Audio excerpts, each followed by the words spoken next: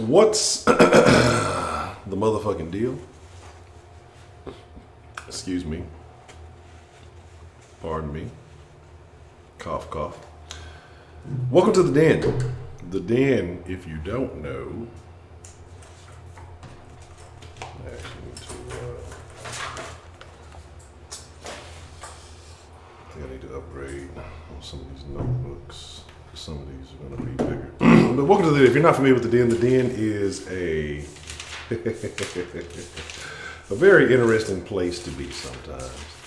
But it is always the best conversation on the internet.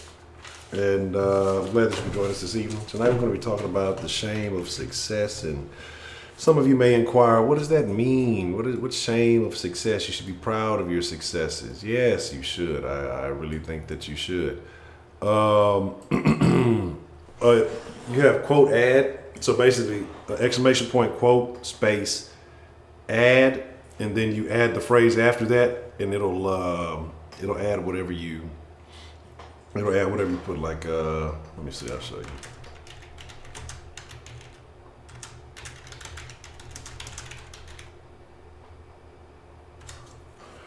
But let's get this rolling. Let's get this a good conversation, man. Because I think tonight it'll be very intriguing how people perceive things. And there's a reason why I want to have this conversation. There's a reason why I want to have this discussion. We kind of ended on a very interesting note at the end of last stream. I'll believe that as it is. But we'll get into it. Like I said, this is actually some of the old Kush Den topics that I was looking at that nobody ever watched except for like the three of us, like me, 335, Heidi, and maybe Jay Dizzle. And so I'm bringing back a couple of old topics just to kind of get those out the way as we continue to move forward into some new things. But the shame of success. And what I mean by that is that some people feel like they owe people for their successes. We've talked about, and it's a couple of names that I mentioned. I can't remember the guy. I want to say he played for the Saints. But you see it all the time with a lot of these NFL players, NBA players, once they hit the big leagues, the first thing they go and do is they buy their mom a car or a house or something like that.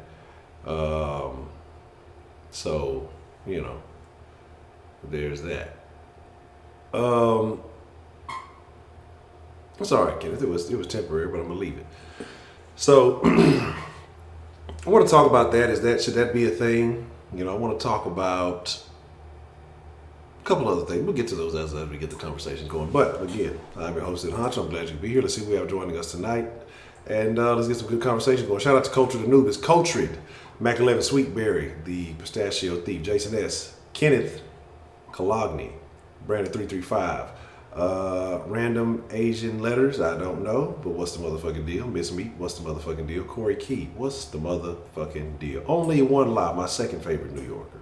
What's the motherfucking deal? My name, prepaid, what's the motherfucking deal? Miss Bell, the bell has rung, sit y'all asses down, class has started. Lady Licious, where the hell you been? You know, I gotta look. I'm gonna put tabs out on Lady Licious. Let's see. You did watch the interviews of both? Okay, only one lie. I would like to know your opinions on that. Yeah, go ahead, Kenneth. Keep trying those. Yeah, it's a it's only a mod thing. Let me see. Make sure I ain't missing nobody. If I miss Sean, what's the motherfucker? Do I sleep? Yeah, I sleep after the Den. I'm getting better about getting my sleeps in now. That's why I say I have to be adamant about the 2-hour mark and then go to bed. So let's talk about it. You're right, Kenneth. I am a fat ass, 249 pounds. I got down to July 4th. I was around, it was like 239-ish. Probably didn't have enough water that day, maybe 237, somewhere around there. And after July 4th, I went nuts and ate very badly. And just kind of maintained a bad streak of habits. I'm gonna fix it. I'm gonna fix it. So I got back on track today, and so I'm good right now. But I'll still whoop your ass, Kenneth. So anyway, but the shame of success, and what I mean by that is that especially in particular communities, we seem to shame one another for having successes. If someone does better and they move up and they move out, they think they're too good. They think they are better than people now. Bad Bougie, what's the motherfucking deal? I'm glad you could join us. I like Miss Bad Bougie. You know, she falsely accused me, but we good now. We good now. Heidi. But, you know, okay, interesting. But my thing is this, like I said, you know, with certain communities, especially the black community, because the black community is really the only community I've ever seen do this, right? That you could start off poor, impoverished, down bad. You might spend your days at the park. You may spend your days in the books, you know, trying to become better. Whatever it may be. You become successful in some fashion, whether it's through sports, you know, that's here and there, neither here nor there.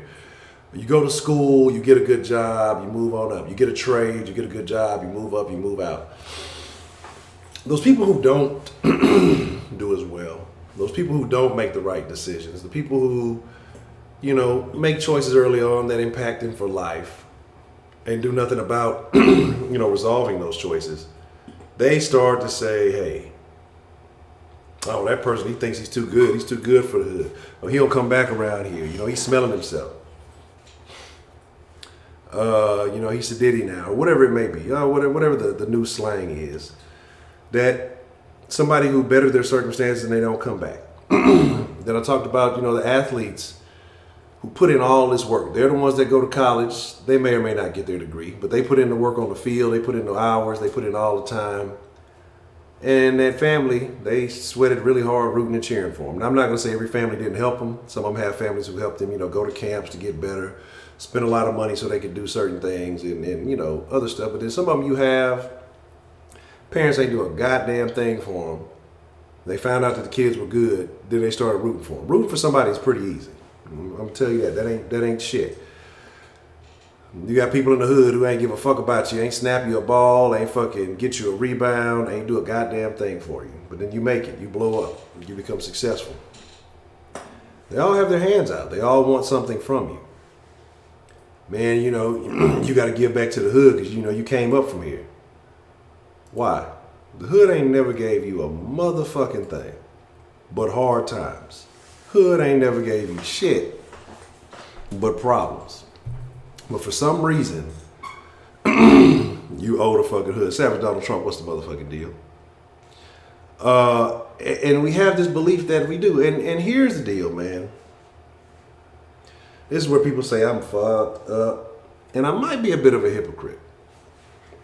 Because I say a lot of these guys, look, man, you know if you had a good mom or you didn't. But again, sometimes it's the only mom you got, so you're going to do it anyway. Some of these guys have shitty fucking parents. And they go, the first thing they go and do is get their first little NFL check or their first little, and they go buy these people something that they would have never earned in their life had they had to work for it themselves. I forgot who it was, but it hurt himself last year. First thing he went and did was bought his mom I think a Jag or something like that. Bought her a car that was more than the house she was currently living in. You know what I'm saying? Did she deserve it? I can't say. I don't know what kind of representative she was. I don't know. Gosh, yeah, there it was. Gonna pull up in the neighborhood. The car is probably bigger than the damn house. I don't know about his mom. I'm not gonna say she was or wasn't. Now, the stories I do know about moms, old buddy mom, I give her all the props in the world because she seemed like she was solid. She was 100. Might have been a little overprotective. Could have hindered him a little bit in some of his dealings with agents and shit. But as far as helping him raise, like she actually got out there and put in work with him. What's the one? Lamar Jackson. Wow. I didn't know that. You know what I'm saying? Yeah, and that's the thing. Exactly, like logic. And this is to say this we can tie this into reparation, tie this all stuff. That's why I say if you give niggas a bunch of money and there's no education behind it. And again, I'm not acting like I'm the most financially adept, and I'm not saying that you put a bunch of money in my pocket. I'm gonna take a little percentage of it and do something dumb, but it wouldn't be putting my family in worse off situation, niggas gonna come rob your motherfucking ass.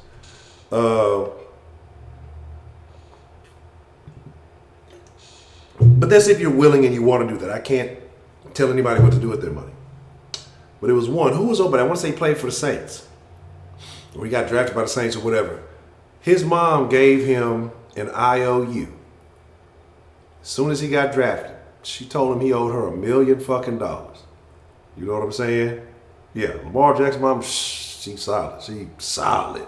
Like, at first I was like, but then once I heard the story about, Pop Pat, she used to get out there and run, and she used to get out there and suit up and actually get out there with him and not just, go with this coach and let him teach you everything. Like, she used to get out there, throw the ball, like, get out there and get it. I had nothing but respect. Tyron Smith, I remember Tyron Smith's situation. She told him that too, because I remember Tyron Smith, he had a situation where his mama and his sister came knocking on the door at 3 in the fucking morning begging for some fucking money. Like, that shit is pathetic. Like, who does this outside of black folks? See, I didn't say nothing about it. I talked about we do this a lot in the black community. But give me a story of this happening to white people. Who was it? He was a white dude. He bought his family a restaurant. I forgot who it was. Bought his family a fucking restaurant. That's what they were having. They ain't want nothing. You know what I'm saying? I don't even know Trent Richardson shit. But the thing is, if we're not doing it, point out, give me other stories of other people who are doing it. I'll be more than happy to talk about them. But the thing is, if there's nobody else to talk about it, then who else can we point that finger at? I mean, I'm not even about pointing the finger. This is a bad habit because why is this a culturally associated thing? And so all I'm saying is, and it's not even about black, white, pink, purple, orange, or gray. This is about anybody who is successful and people feel like, well, you came from it. But again, who does that? Who does that besides black people or impoverished people? You know what I'm saying? And so, yeah, there's some folks, come on, man, old buddy. Some niggas go out and they do well. Their parents do it. They got solid homes and they not tripping on none of that. They're not worried about that. But a lot of the time, it's the ones that come from single parent homes, generally single mom homes.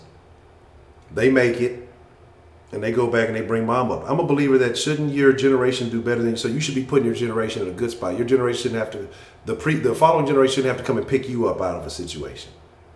You know, like they should be doing better than you, but you should be laying a solid foundation for them.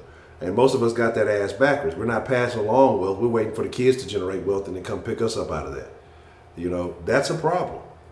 You know, Yao Ming got a wine company, a couple of restaurants. I think he got a restaurant here in the city. He owns a basketball team. You telling me that Yao Ming was not the highest paid basketball player ever? Shaq was not the highest paid basketball player ever. Now, he made some money, but he made smart investments. So a lot of niggas made a lot more money and went broke taking care of their fucking family. Antoine Walker. These are the stories I know. You give me some other stories, I'll tell you. I knew a little nigga, a little white dude. Something happened with his family. He would be what you would call poor white trash, little bummy ass dude. I think he got like a little settlement for like $100,000. Was out of that shit in about 2 months. Maybe had a couple of $1,000 left after 2 months. Spent it on drugs and weed and little stuff. And that's only $100,000. So I mean, you know, the athlete situation, generally, when you have white athletes who start, their parents generally already have money. They put them in a lot of programs. They put them in a lot of stuff, and they develop skills because they have money. I mean, I'm just telling you, shit, if you go to college, the white athletes' parents had money. And they were all right. They've been to every camp. They've been to all kind of stuff. And they've been to all these specialists and had, you know, so it's like the money issue wasn't for them. That was their money. You got rich, cool. That's your money. We're proud of our son. And that's that. That's just how it is. I'm being straight up with you from what I've seen with my own eyes. Compared to niggas, hey, I hope you make it. You know, you can take care of us. Like, that's the mentality. Is it fucked up? Yeah. But it shouldn't. If it wasn't that way, I couldn't talk about that. Wow. The brother was taking business deals on this. Wow. Wow, that's tough. That's tough. But I mean, if your son wants to, there's nothing wrong with that. But it's the ones that have these expectations. Like, that's the problem. Again, like we're talking about, what's the name? His parents, his mom and his sister knocking on his door at fucking 3 in the morning. They had to call the cops on him. I don't remember what the altercation was a while back with Dez and his mom, but I'm sure he's had to take care of a lot of the dealings. Like, that's not how the situation should be. But even not with stars and not with athletes, what other communities, in the Asian community, do you think they knock people for coming up and doing better for themselves? Never. I've never heard of such a thing. You know what I'm saying? Never heard of such a thing. But only in the black community do we berate each other for being smart or being successful. Or they forgot where they came from. We talked about this the other day. They acting white. You know, like, I've never heard of good things being put in a negative connotation with other races. You know, and that's what I'm saying. It's just like there's a confusion, and I want to get to the root of these things. But the shame of success. Who else shames people for being successful? Who shames people over? You're not doing this. You made a lot of money. I told you I had a homeboy. He went to the league. I played ball with back in school. I'm gonna leave it at that. I ain't gonna go how far. Niggas used to talk shit. Oh, he don't come back to the hood. He think he too good. Now he do this. He do that. He this, and the third. Come back home. First time this nigga come back home, nigga set him up robbing, jacking for his shit.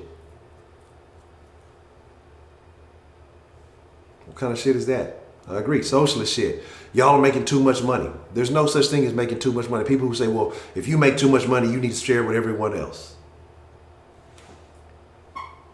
What? Why don't they go make the money? Especially if you come from nothing and made a lot of money. But people see people have money and they feel like they should be entitled to some of that money. Give me examples. I'm all I'm asking. Give me examples. I'm gonna open up the line here. I want you to call in and give me some examples.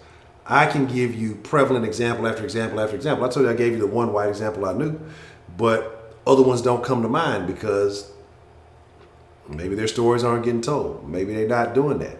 Again, when it comes to the political aspect, that's where you may see more impoverished socialist white people saying that, well, they got too much money, the SJWs.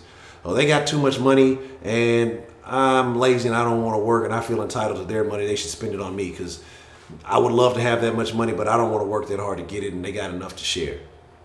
That's the only time. But I'm talking about as far as in normal day-to-day situations that we hear quite often.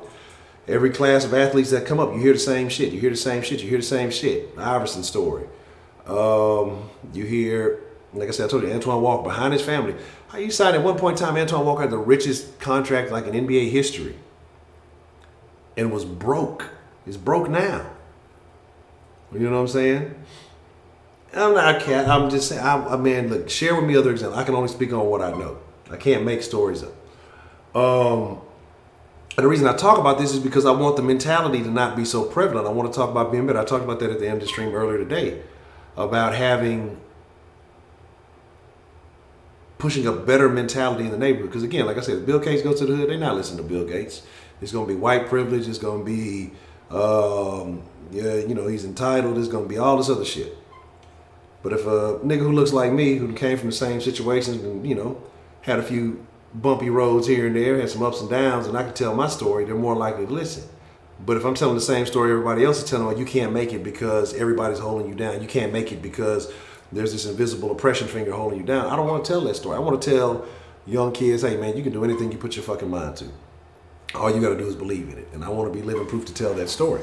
I still got a lot of work to do to get there, but I will be living proof to tell that story. That's ultimately the goal, And it's not about being a YouTuber. It's about legitimate businesses outside of internet dealings and things. But, that's just part of it. I'm looking at that here in just a second. And, but like I say, okay. But like I say, we're going to open up the line. I want y'all to call in, share. Like I said, if you know other stories, instead of just knocking me for telling the story, give me another example. That's how we have conversation. That's how we have back and forth. Instead of saying, oh, you just talk about such and such. Okay, well, give me a story about somebody else. It's that simple. That's all it takes. Okay, that's all I know. So, that's tough. I ain't even know. Let me get the line prepared. Y'all calling in. I ain't even got the line accessible and open yet. What was that? Damn, I should have wrote that number down. I think it was 247. All right. Un segundo, por favor.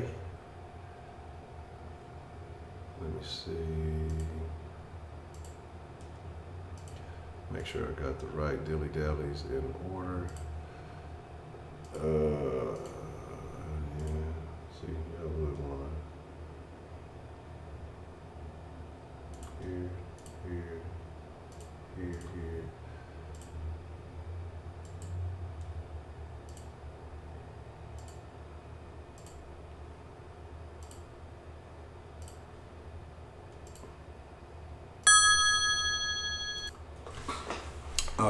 All right. What's the motherfucking deal? Who do we have calling into the den this evening? Hey, Honcho, you know I got to get it in early. It's Bell. Oh, I don't know. Make sure I can be heard here. You can't hear me? Hold on. I don't know if you can hear me. Give me 1 second, because I can't hear. I can hear you fine. Hello. Can you hear me? Yep, I can hear you. Okay, give me a second. Let me fix it for You the... get reverb on your end. Let me switch it for the people, because I got some craziness going on. All right.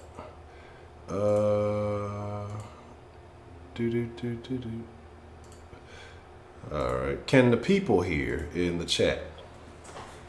Can y'all hear me? All right. Cool. All right.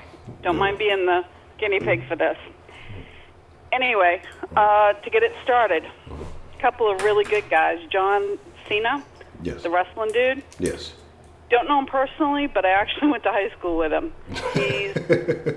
He's actually, him and his brother are a couple of years younger than I am. Well, more than a couple, but the town that we went to a regional school, so that the town that they went to, they do put a lot back into the community. They do a lot with the local fire department and the local, playgrounds and things like that. I don't know all that he gives back, but I know he is a giver. He doesn't give it all because obviously he still has his money, but he's one of the good guys. Also, believe it or not, Emmett Smith has given a lot back to his hometown, which isn't actually Dallas, it's Pensacola. And Terrible. his dad was a bus driver for years, and he retired from that. So he grew up of, I wouldn't say minimal means, but he was not the one that got everything, but he did give back to his community as well. As well as there was a runner, I can't think of his name, Roy Jones. I ain't even going there. He's a hot mess. What? Roy Jones? Yeah, He's a hot mess. What's wrong with Roy? He's been a player from way back in the day. He's been a player. Roy Jones is like them chicken fights. Yeah, cockfights. He was one of the few that didn't get caught doing it illegally, although he did have charges on him about 10 years ago or so. But there's a lot of good guys that do give back to the community. But you're right. If they got crapped on, there's no reason that they should have to have that guilt. Although I think maybe some of them look at it as being a humbled experience, because had they not, their parents not given birth to them, they wouldn't be where they are either. You know, so it's kind of the old saying, hey, I'm going to give this to you, but that's it, I'm done. And there's a lot of them that do that and say, listen, you know what? You might not have done me right, but I'm not going to do you the way you did me. And I don't think of that as being shameful. I think of that as them being humbled because they've made that success that they've been able to do. But not all of them go back and keep giving and giving and giving until there isn't anymore. But it's also money management, too. There was another side topic that you had. What was that? I think it might have been, was it about giving people the gifts when they are basically not ready for them? I was talking about the guy who gave his mom like a real expensive vehicle and she was still living in a broke down house or in an apartment or something like that. Maybe he felt like he gave her what she was valued at for what she did for him. And sometimes people will do that. They don't feel like you deserve to have a house, or maybe she didn't want him to give one. You know, if people are on fixed incomes and their personal wealth becomes too much, they don't get any help. And that's a sad thing, but then she would end up depending on the successful child for the rest of his career. I don't know. There's a lot that goes into all that. But I think the ones that don't get back to the community that gave to them, that's a really crappy thing to do. It doesn't mean you have to keep on giving. But what you could do is help out where you are.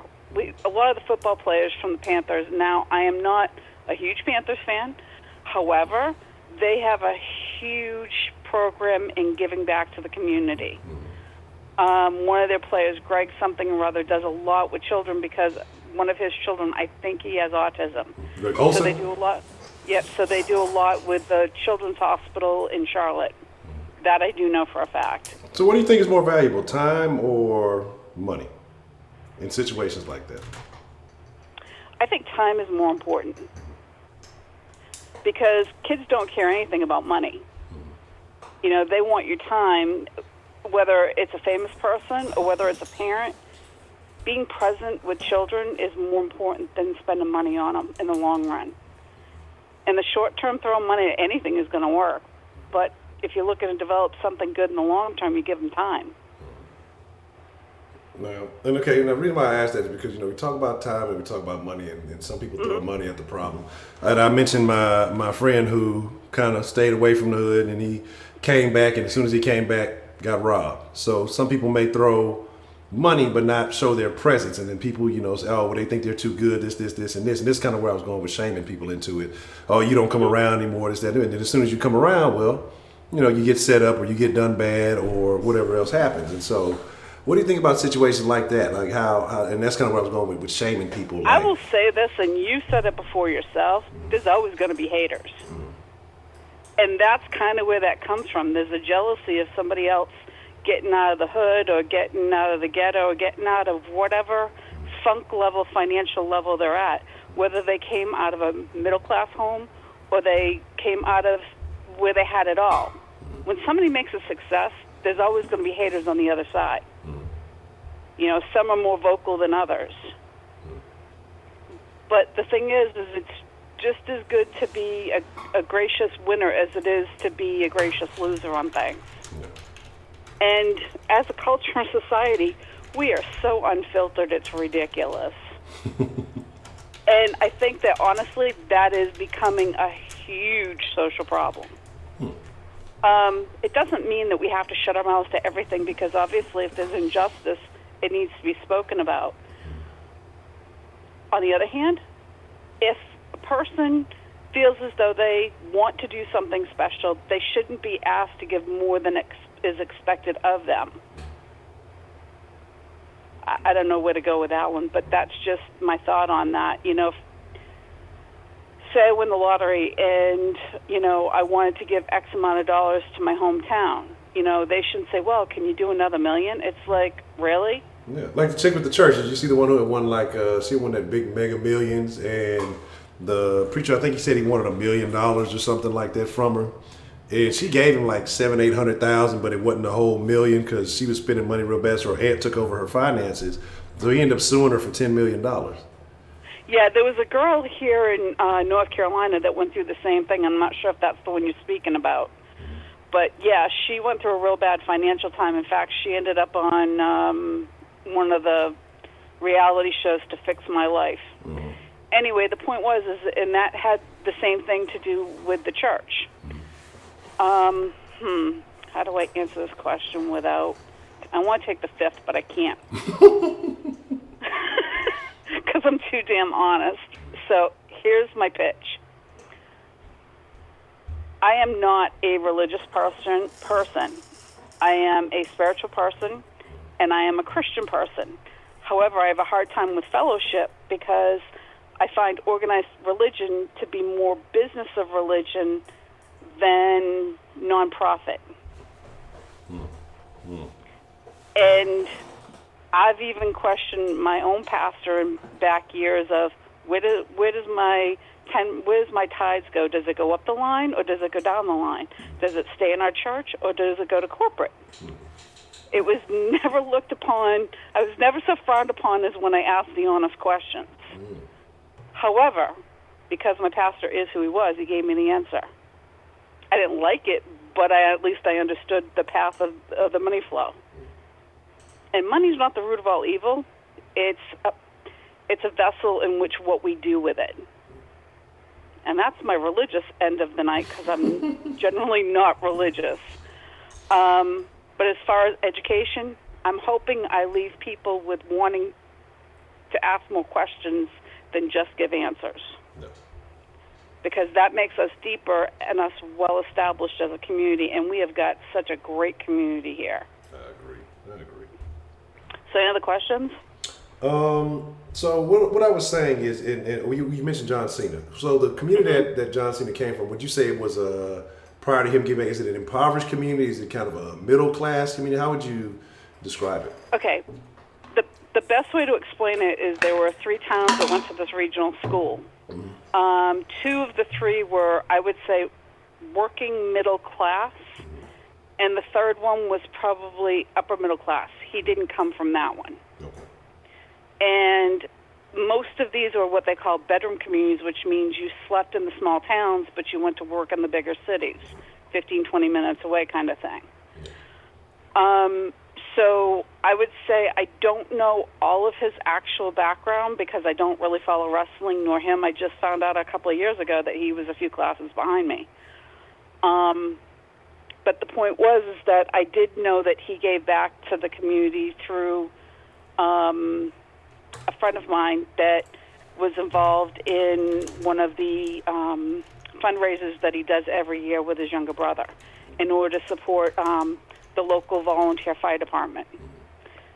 So, but like I said, people of that caliber give back in different ways, and it's not always obvious to everybody how they give, because some of it's done in what's the word I want, anonymously, so that they're able to do it without having the backlash of why not give more or why not our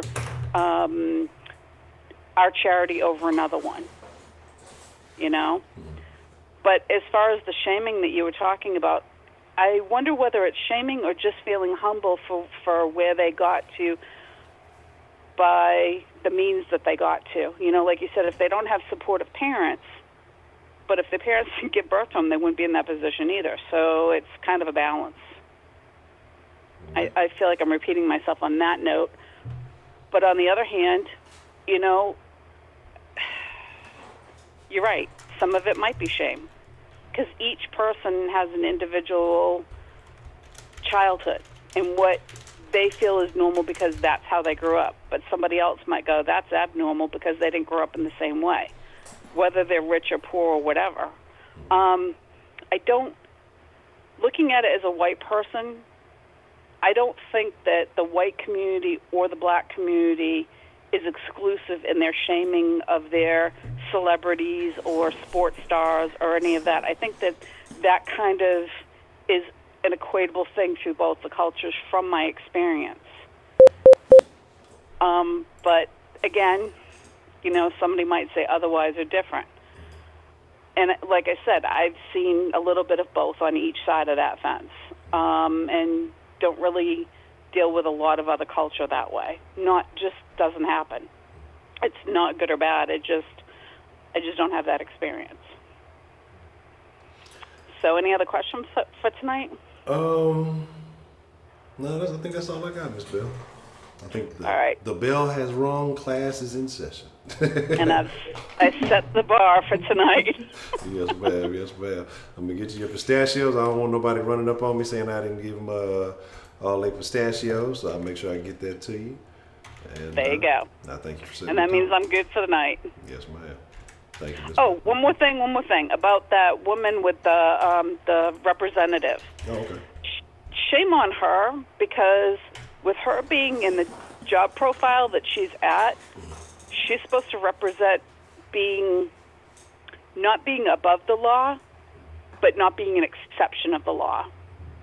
And that means her behavior should be held to a higher standard because she represents a community. Yeah. And that's all I have to say on that one. I would agree. I would definitely agree with that. When you're in with great power comes great responsibility. Absolutely. All right. And it sucks, but sometimes, yes, absolutely. Absolutely. All right. Well, I thank you, Miss Bell. I appreciate you calling in and setting the tone for the night. Absolutely. All right. Night, Honcho. All right.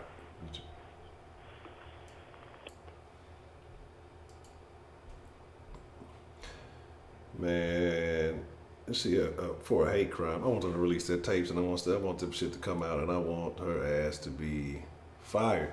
Shout out to Man Cave Sports TV. Man, I appreciate that love. What's the motherfucking deal? Who do we have calling into the den this evening? Bad and bougie. Bad and Bougie. What is on your mind this evening, Miss Bad and Bougie? You know, I had to call in on this one. Okay. I have a little bit of personal experience on this. Okay.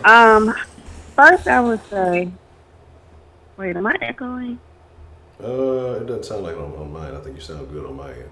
Okay. First I would say that I don't think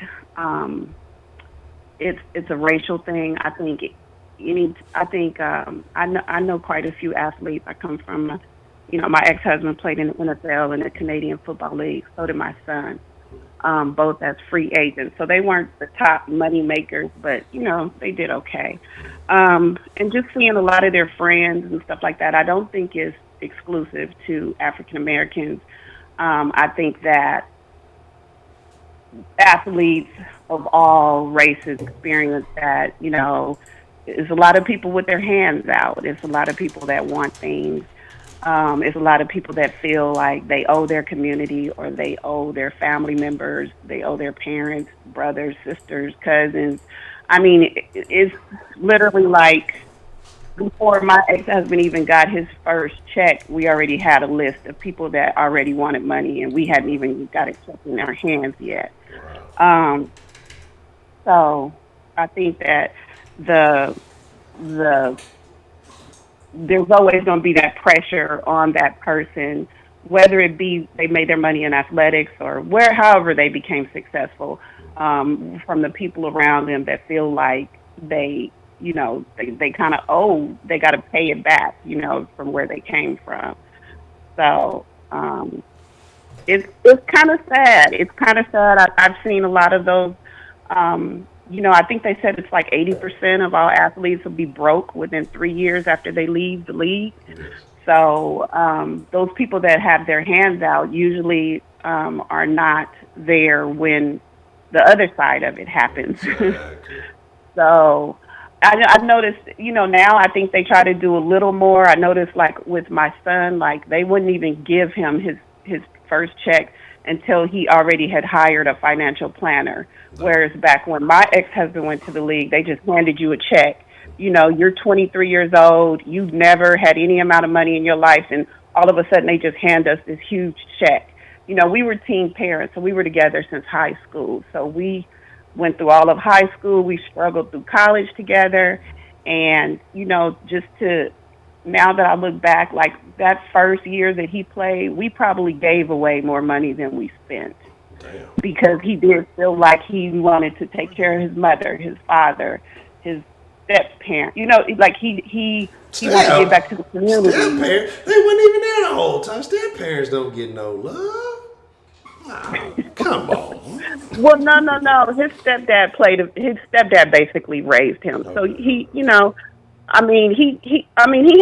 had good parents, but I just think that, for the thing that I think pissed him off the most is when he finally did get his first check, because he was a free agent, so he had to make the team. Yeah. So what happens is they just give you a stipend every week until they actually decide, okay, you made the team. Here's your signing bonus. Here's this is what you're going to be paid. So when he got his signing bonus, he went out and bought me a Mercedes 550. He didn't even have a car yet, and he bought me a car. And so his mother hit the roof like she went up. She was not having that. So, it's just, but then again, I worked the whole time he was in college, and I actually gave him his first car. I bought a car, paid it off. I bought me a new car, and I drove my old car up to his college to give it to him so that he could get to and from. So we were a team. We worked together. So he felt like, it just happened to be around my birthday. So he was like, I want to do this for her. But I will say that after that first year, we learned a big lesson. We sat back and looked, like, after the season, we were literally broke, waiting for the next season to start. So I feel like, even to this day, he gives back a lot to our community. We started a nonprofit. We did sports and educational programs, SAT classes, summer jobs for kids. We turned it into a whole, basic business after he finally stopped playing. So I feel like I was, a lot smarter with my son. I didn't really let my son give me anything. I'm not in a place where I really needed anything. But my son was like, "Oh, mommy, I'm gonna buy you a car." I'm like, "I don't need a car." "Well, I'm gonna buy you. I don't really need this." I think he ended up buying me a really nice watch, and I didn't want him to feel like how we felt when we look back after the first year and the season's over, and we got to wait till the next season before we can even make any moves. So I didn't want my son to have to feel that pressure, or that, you got to go buy me this or buy me that. I'm like, I've been cool. I'm cool.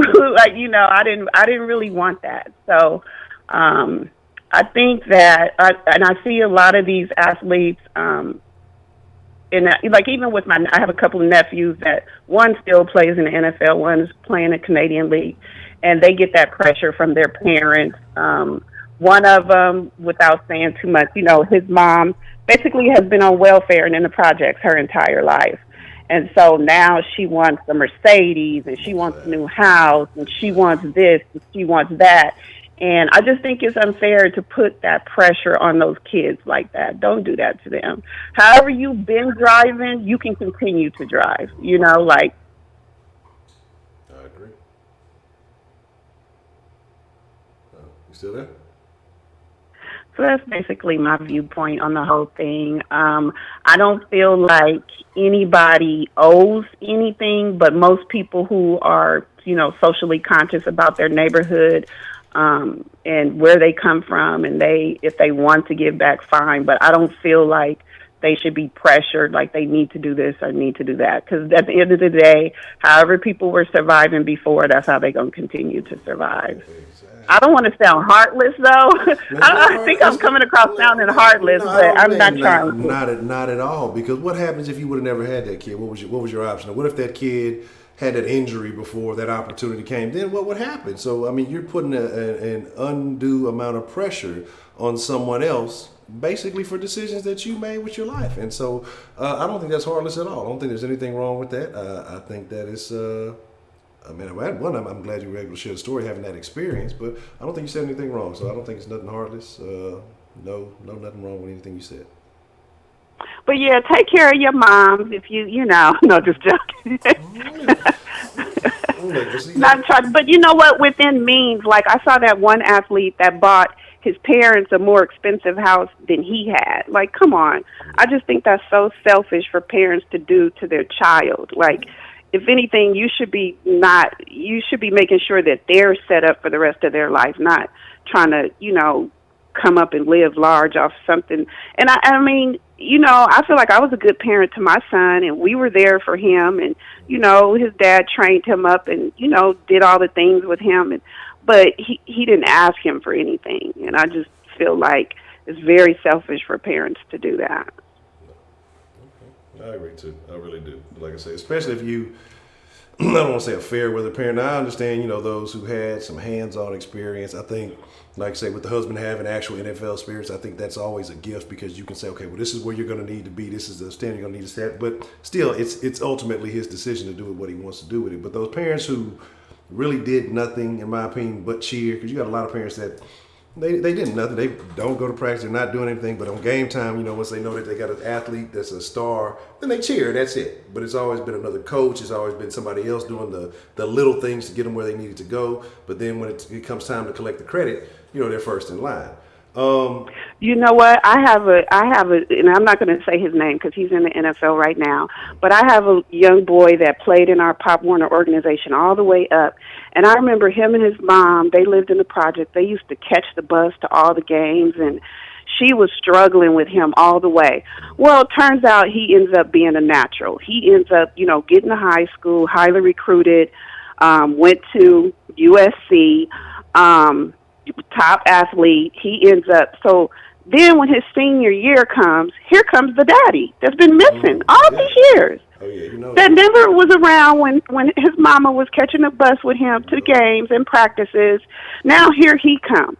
Now he's down on the field. He's walking around with his chest poked out, and it's just like, wow, really? Because he was in our Pop Warner organization for 6 years. I never saw you. Yeah. Now all of a sudden you here?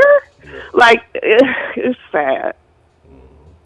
That's the crazy shit about it. That's the crazy shit. I remember my pops told me some shit like that one time when I was playing, and it used to just be some hoe ass shit. And so, like I said, we have an all right relationship. It is what it is, but we cool, but we ain't that cool. I remember he told me, well, one day you go to college and then, you make it to the big leagues. I'm gonna be right there beside you. But bitch ass nigga, you would be in the same town knowing I had games and you couldn't even slide through, and then I talked to you a week later. Oh man, I was out there. I didn't even know you ain't called, bitch. You ain't. Anyway, that's a whole look. Y'all trying to stir up old memories. I'm about to go into it right now. I don't really give a fuck. I'm just talking shit. But yeah, that's fucked up. And yeah, we had to scholarship him his Pop Warner fees every year because his mom never had the money, and of course the coaches would want him to play once they found out, how good he was. So every year, either the coaches was piecing up, getting his cleats, or somebody was doing this or that, and he's just the greatest kid now. He's another one that really gives back to his community as well. But, it's like, where were you when he needed cleats when he was 6,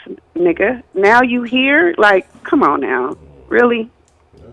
Well, and the messed up thing about it, because there's so many young men who still want to have that connection, even though the fathers could be deadbeat, absent. They'll be willing to be forgiven. They'll be willing to let them, have that free entry into their life, even though they haven't been there for them, because there's just always a connection that a son and a father will have, even if he was a piece of shit. And it's unfortunate that you got guys who do shit like that, and then they get in and, then they start trying to take all the credit and shit like that. That's some scumbag shit. And that's exactly what he did. He wanted that relationship with his dad so bad that even though his dad showed up his senior year at USC, he still let him show up. He still let him walk around the field. He still, he still took care of him. Now, I don't remember him buying houses or nothing like that. I don't think he did that.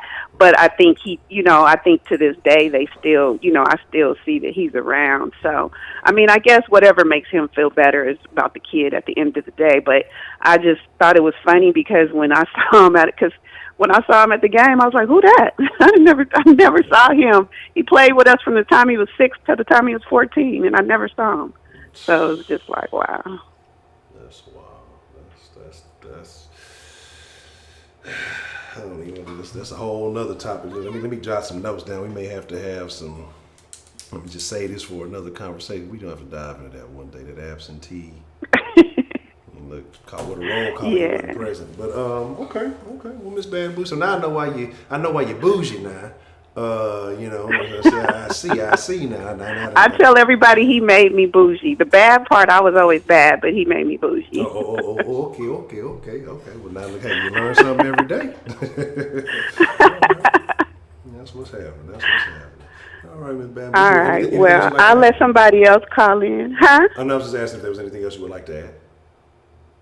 No. I just wanted to share like a little bit. I've seen a lot of this parent thing, and I'm even kind of like embarrassed. Like I don't even want my kids to be spending that much money on me. It's nothing that I need like that, and I just feel so bad for all those, like the ones you guys were talking about earlier, and people that I know in my personal life. I just feel so bad when they pressure those kids like that and basically make them take care of them like that. It's just not fair. I agree. I guess when people feel like they have the opportunity to have all these other things and stuff now, then they they try to take advantage of it. It's Yeah. oh my God. Somebody just sent me something on the den line. I'm gonna post a picture up in a little bit, y'all. All I can say is, oh my God. But okay, Miss Bad Bougie. Well, I appreciate that, All and right. I sincerely thank you for sharing your story with us this evening. All right. Have a good one. I'm All right, back in the chat. all Bye. right. Oh, I just seen the worst thing. The worst thing I've ever seen. But, mm, mm, mm, mm. I don't even know what to say right now. I'm finna show y'all some shit. Give me just a second. I'm gonna pull the photo up. I'm finna ruin y'all's life. I don't know what to call. Actually, I do know what I'm gonna call this. I got a name for it already. Let me pull it up for y'all first. Oh my God. We got to do better. We got to do better. That's all the fuck I can say about this. Let me put this on the desktop so it'll be easier to find. Whew. Y'all ready for something interesting? Y'all wanna chuckle a little bit? Absentee fathers got me mad. Deadbeat daddies is trash, and because fathers don't realize the power that they have in a child's life. Deadbeat daddies are boo-boo. Now, I understand there are circumstances that happen. There are men who want to be a part of their child's life, and these women make it very hard on them. Give them a temporary pass, but hit men are cheap. But dudes who just don't want to be a part, have the opportunity, and just choose not to be.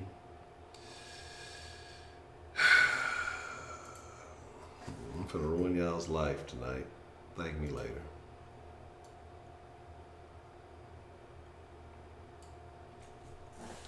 So now you're going to ask, what is going on here? You're asking, yes, this motherfucker been robbing Waffle Houses. I don't know if it's a trans robber. There's somebody grandma ain't look like this. Some of y'all got some hairy ass grandma. This nigga has been police searching for wig nig suspect targeting Waffle Houses. Ain't that about a bitch? Now, y'all capping, right? But then some of y'all going out and getting that same blonde wig that this nigga got on. I ain't gonna say who. Some folks was getting upset when they was talking about some of these dudes. Somebody got that same, somebody in this chat got that exact same blonde wig that this nigga got on in this picture. Probably got the little red one too. So don't try to cap. Don't try to hate on the man. Y'all know y'all got to say, y'all like, damn, I wonder how much he paid for that. Oh, yeah, I got the same motherfucking wig. So, yeah, that wig nig trying to get a gig, man. What's the motherfucking deal? Who do we have calling into the den this evening? What's going on, Honcho? This is your boy, Man Up here. Man up. I gotta say, man, hold up. I gotta say, shout out to Man Up, man. Y'all all seen it. And Man Up came through and dropped some Benjamins in the den and showed some love. Man, I shot you. Man, I know I was a little bit late. I shot you a message before the thing. Nah, that's my fault, man. That's my fault, man. I took me a little nap and just woke up and I'm like, God damn it. So that's why I really want to call, man. I want to give you a public apology. I know I was supposed to join you on the den today, but my little tired self took a little nap and I just got up and I'm like, God damn it. So I apologize to you and everybody else.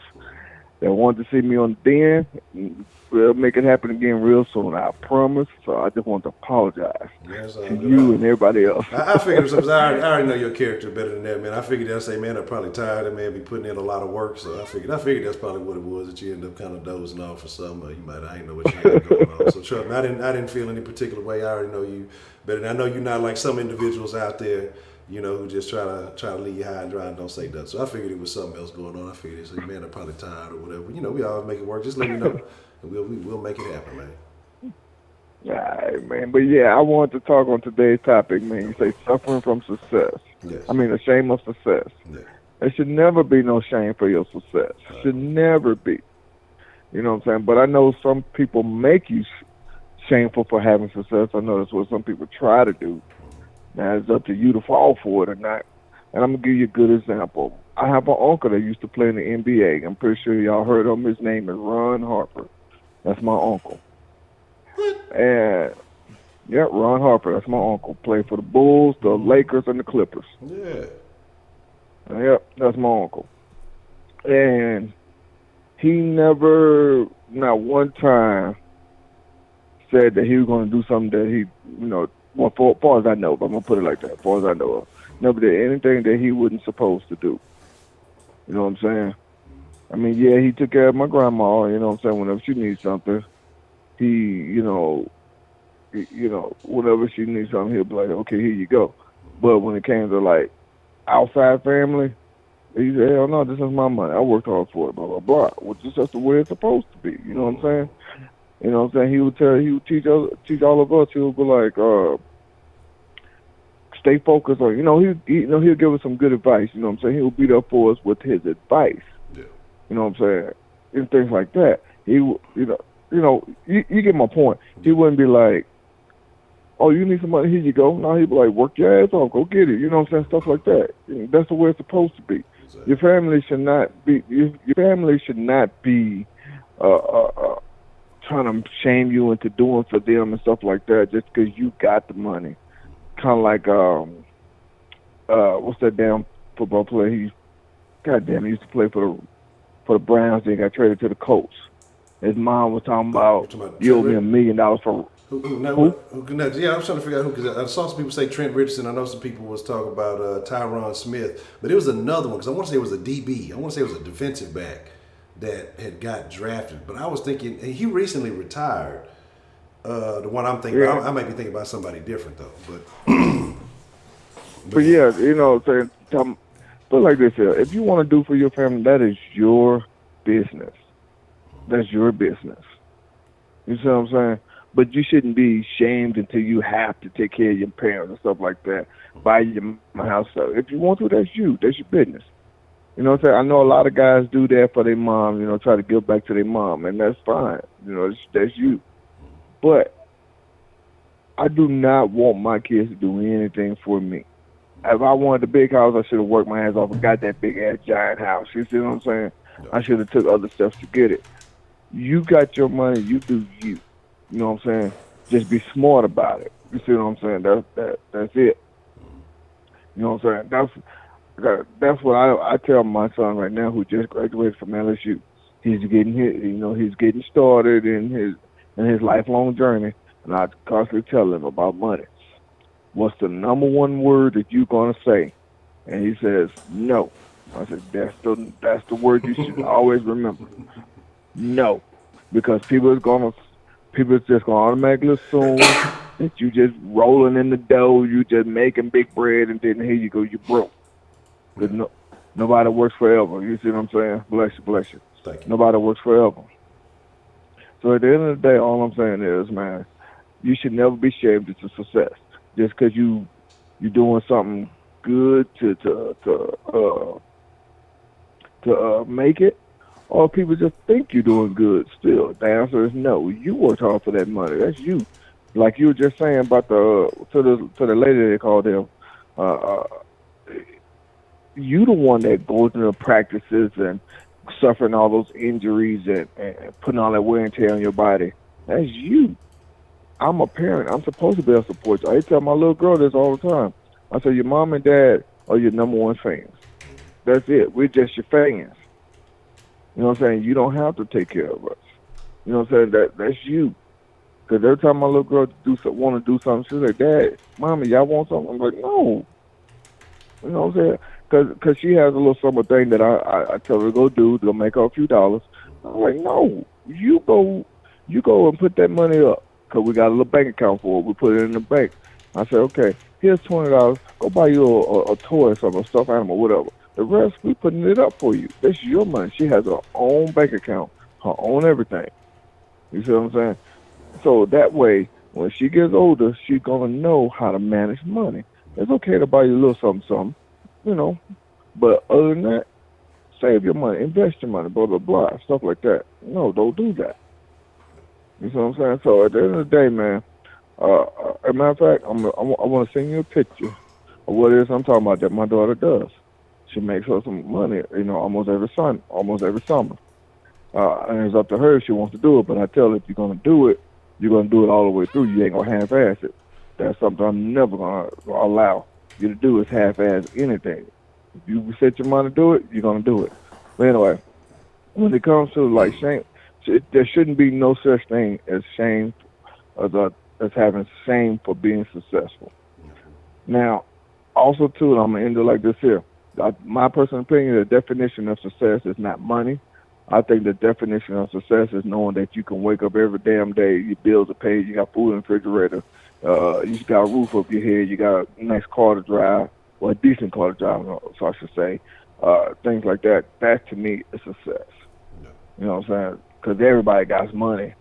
You know what I'm saying? Because I find myself, I'm not bragging if they know them wrong, but I find myself doing the same damn things that a lot of these billionaires are doing. It's like, damn, I did that. I'm not a billionaire. Shit, I got a regular 9 to 5, just like the next man. Yeah, it's like, god damn. But anyway, that's my call, man. I ain't gonna ramble on too long, but once again, man, I'm gonna say this one more time. I know I was supposed to do it then, which is today. I took me a little quick nap, woke up late. I saw your message, and that's my fault, man. I apologize to you, but we're going to make it happen, man. I promise. All right. Don't even worry about it. Like I said, I already know you're good for a man up. Just let me know when, and we're going to get it in. All right, then, man. You have a good one now. Oh, you got anything for me? No, I mean, that's pretty much it. Again, I'm gonna drop the link in there. Hey, if y'all looking for them good-ass cookies, y'all know what it is. I appreciate you, man. No. Hey, I'm gonna send you a picture of how hard my daughter works every summer. And just remember, y'all, my daughter's 9 years old, and she be getting it in harder than a lot of adults do. Because I give her a goal. I tell her, I say, okay, here's your goal. You want to do something? You're gonna work your butt out for it. But I'm gonna send you a picture of what I'm talking about. I'll holler at you, man. That's bad. Appreciate the call, there, man. All right, there. Have a good one. You too. Put up the what it do. And look, hey man, look, Jack. One, not only because y'all greedy for some good ass cookies, but y'all need to show Man Up some love. Man Up has a channel called What It Do. This is the link right here. If you want access to the cookies, leave a comment there. If you want to check out some good commentary, go check out the channel, hit that sub button. What's the motherfucking deal? Who do we have calling into the den this evening? Hey, what's up, man? It's Dan. Dan, man, what's the motherfucking deal, man? What's on your mind, Dan? I would love to hear your commentary on tonight's topic. How you feeling? I'm doing all right, sir. Doing all right. What's up, Dan? I ain't about to get anybody angry today. At least I don't think I am. We'll find out, though. Nah, man, you try not to. You still gonna do. They just mad. Dan folk just mad for whatever. I don't know why they be mad. They just be mad.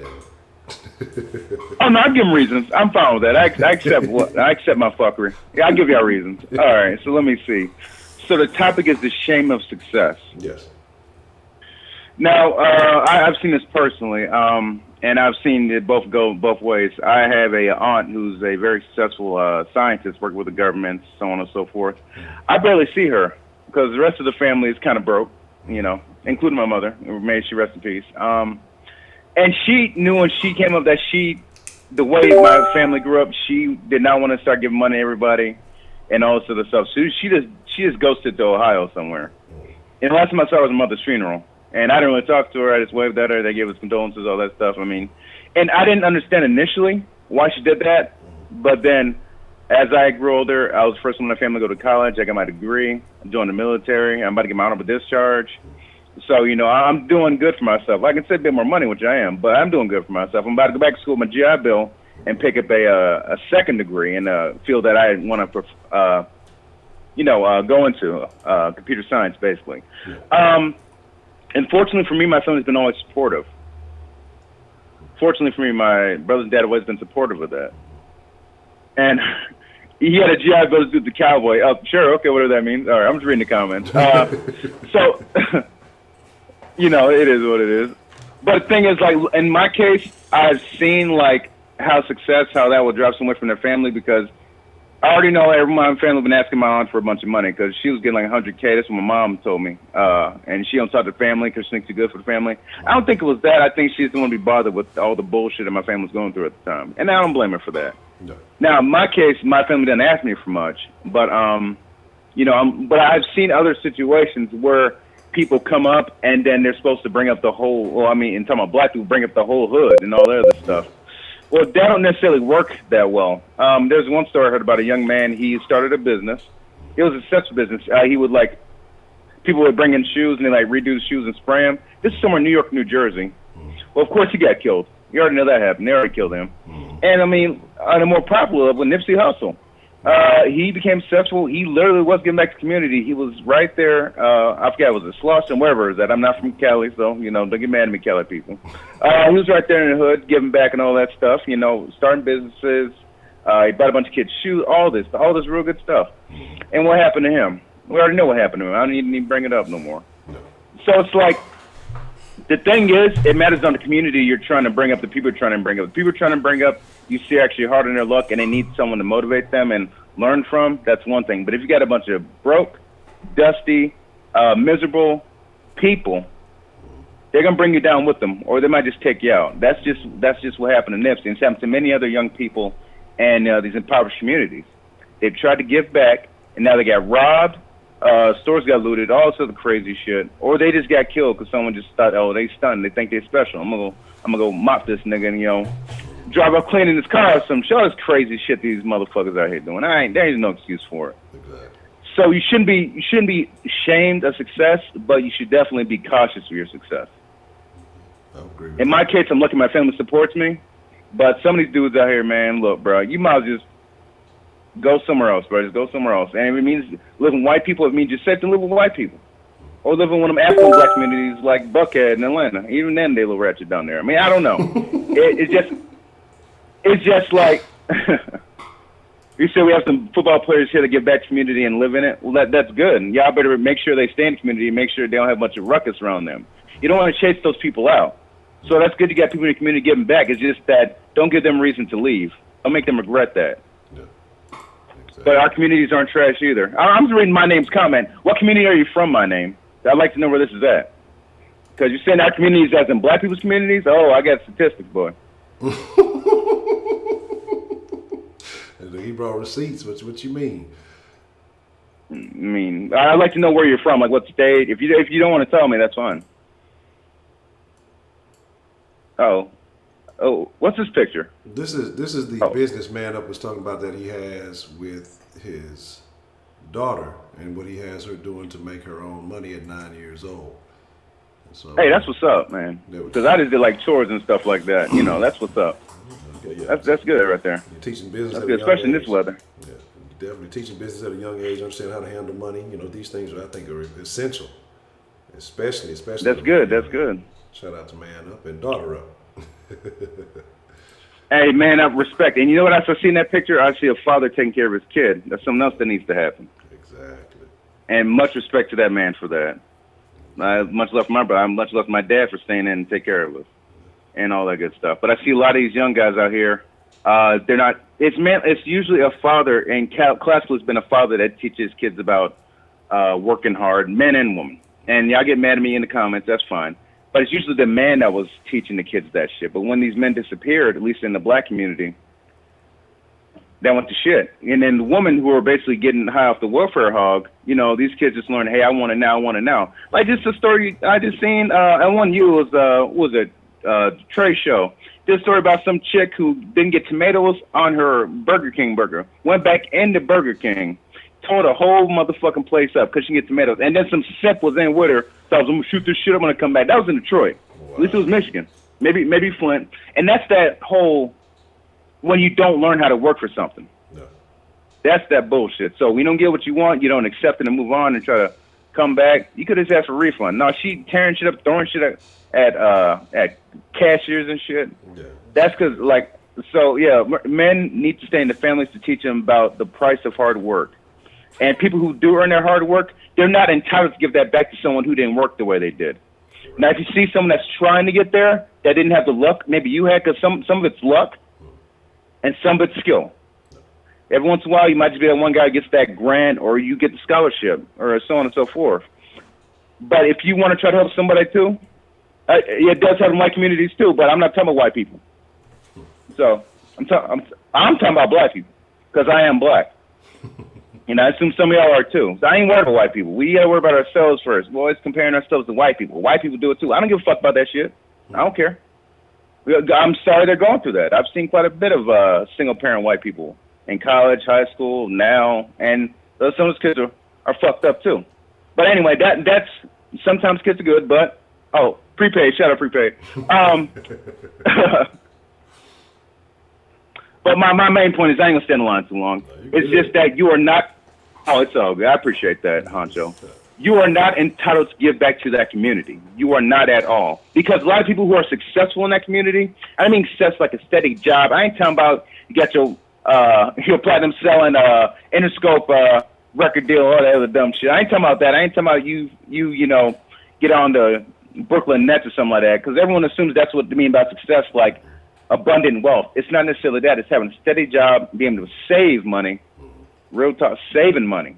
Save money for your kids, for maybe your retirement. If you decide not to have kids, like I'm not going to have kids, so I'm saving for my retirement, so on and so forth, putting in 401ks, savings accounts. Like a lot of people don't have bank accounts in general. Or you keep money in the mattress. You Birdman or some shit? Come on now. Get that together, bro.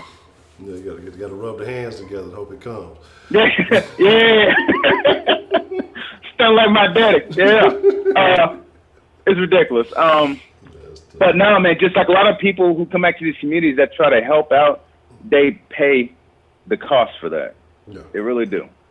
Yeah. You didn't get burnt too many times. There's one dude, he was a basketball player. He's broke now, but he had like $140 million.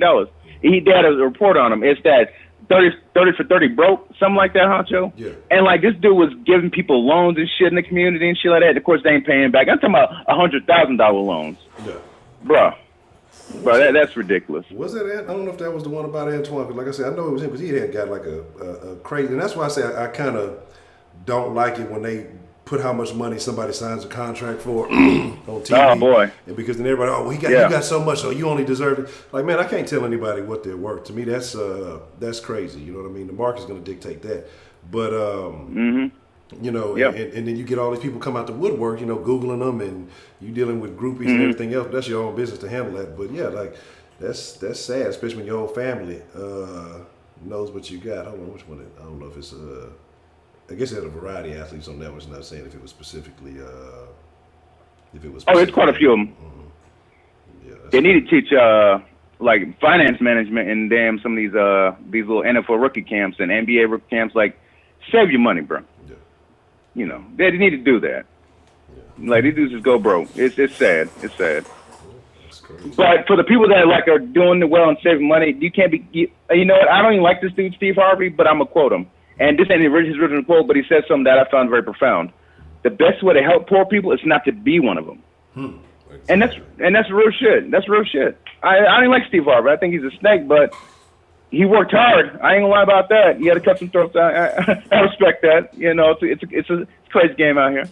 But man, you can't be helping. Look, you go broke helping them, you're gonna be another motherfucker in the soup line. Don't do it. Don't do it. You might have a family member that has some medical situation, or you might have a nephew or a niece or a cousin that might go to college. You just want to help them out a little bit. That's cool.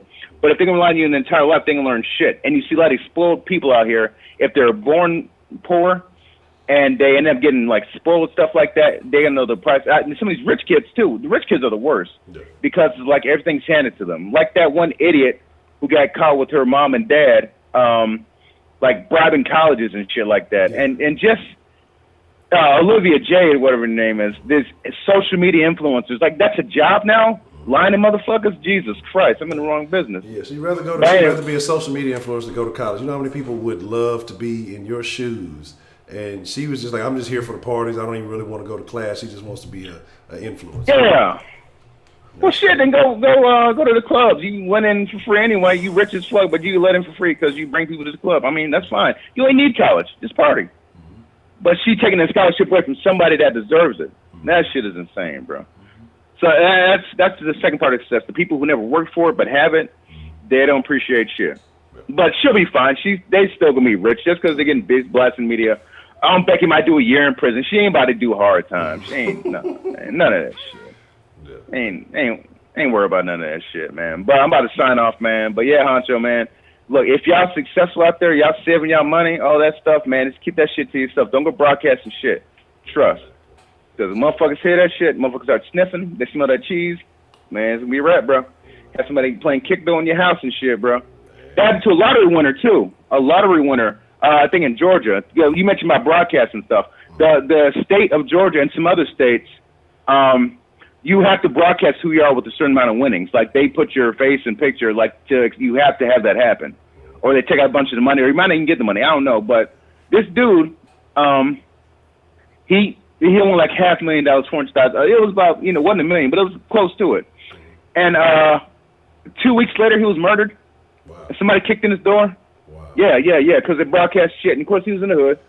I mean, yeah, it's just sad, man. So that's just real shit. He just got lucky and he got murdered for it. And that shit's sad, bro. That's crazy. So you never know, man. Yeah, man. These wolves is hungry, bro. The wolves is hungry, bro. Shit, stay strapped. But anyway, y'all. Oh, the man who claimed his little winnings in a scream mask. I have to look that up because fair enough. You put my name in there, but you don't see my face. Fuck all that. And if you do see my face, well, that's gonna be a past tense picture because I'm gonna move. Fuck all types of shit. Yeah, that's what I always say. Anybody catch me slipping? If I was ever gonna win, before I cashed that ticket, anybody I gave a damn about that I knew was in a questionable location, I'd go ahead and tell them, hey, just move around. We'll talk about it later because I don't want them telling nobody nothing. Just go take a little small vacation. Just give me a couple of days, whatever. Like cause man, I'm telling you that it's people are foul. Okay. Cool, hey, Sweetberry. Oh, my bad, Hunter. Yeah, you're absolutely right. But Sweetberry, I don't know if his girlfriend's behind her murder. It's been once I've heard that story. But his girlfriend didn't kick in the door. It was 2-3 other niggas that she knew that she got, hey, yeah, this boy wants something. Let's go hit this lick real quick. So the hood had something to do with that because if it was any respectable people, they would have told him, hey, yo, she plotting on you, bro. You need to leave. No, instead, they kicked in his door because she sicked him on this dude, the man she was with. Might have been the father of her children. And, of course, they killed him. Of course, they don't hurt anybody else, which I'm glad no one else got hurt. But, yeah. I mean, this shit's fucked up, man. That's just one story. You said niggas can't have shit. Yeah, most likely. If you do, just don't tell nobody. That's it. But hey, Sweetberry, look, I know I pissed you off before, but look, I never respect for you, Sweetberry. I love you. All right, hope you have a good day now.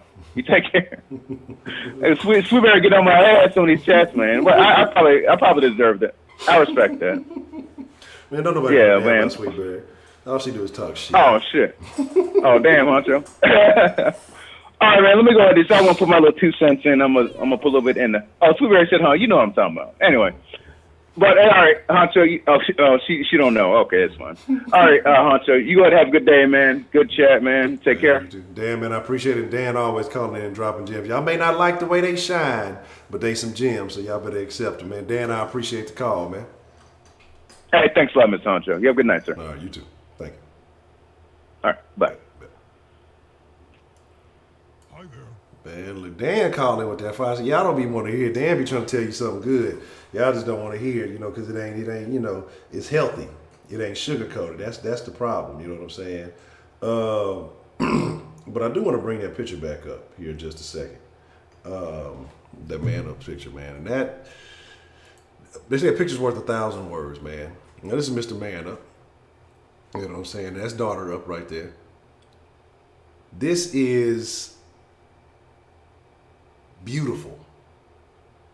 Like I don't think y'all understand. This is a beautiful image because we need so much more. Because even think about it when you do see the little we talk about they calling on the kids selling this selling that. Father in his daughter's life, hands on, teaching business, and it's not just the business, but it's the time being spent that is probably more valuable than anything. And she can sell out all the drinks and everything. You gotta love that the little coolers and everything. This is beautiful. You know what I'm saying? I love this. Y'all don't understand, man. Like I love this picture. This picture has made my evening. Like this is a beautiful thing. Got me recalibrating and thinking about how I need to. You know, I gotta step my game up, get the little one right. But she showed halfway out of there. She think everything come off, man. We went to the store the other day, and some little nigga was asking about receipts. Go, can we have the receipts? We're doing like this scavenger hunt. And so everybody said, nah, you can't have my fucking receipt. I don't know what you're doing. I really don't care. I'm some little white dude, so don't be thinking, oh, it's because they were black, you did it, Honcho. But they came and they was asking for receipts. Like, I don't know what the fuck y'all doing with the receipt. I mean, the receipt don't mean shit, but I might want to return something, so fuck y'all. And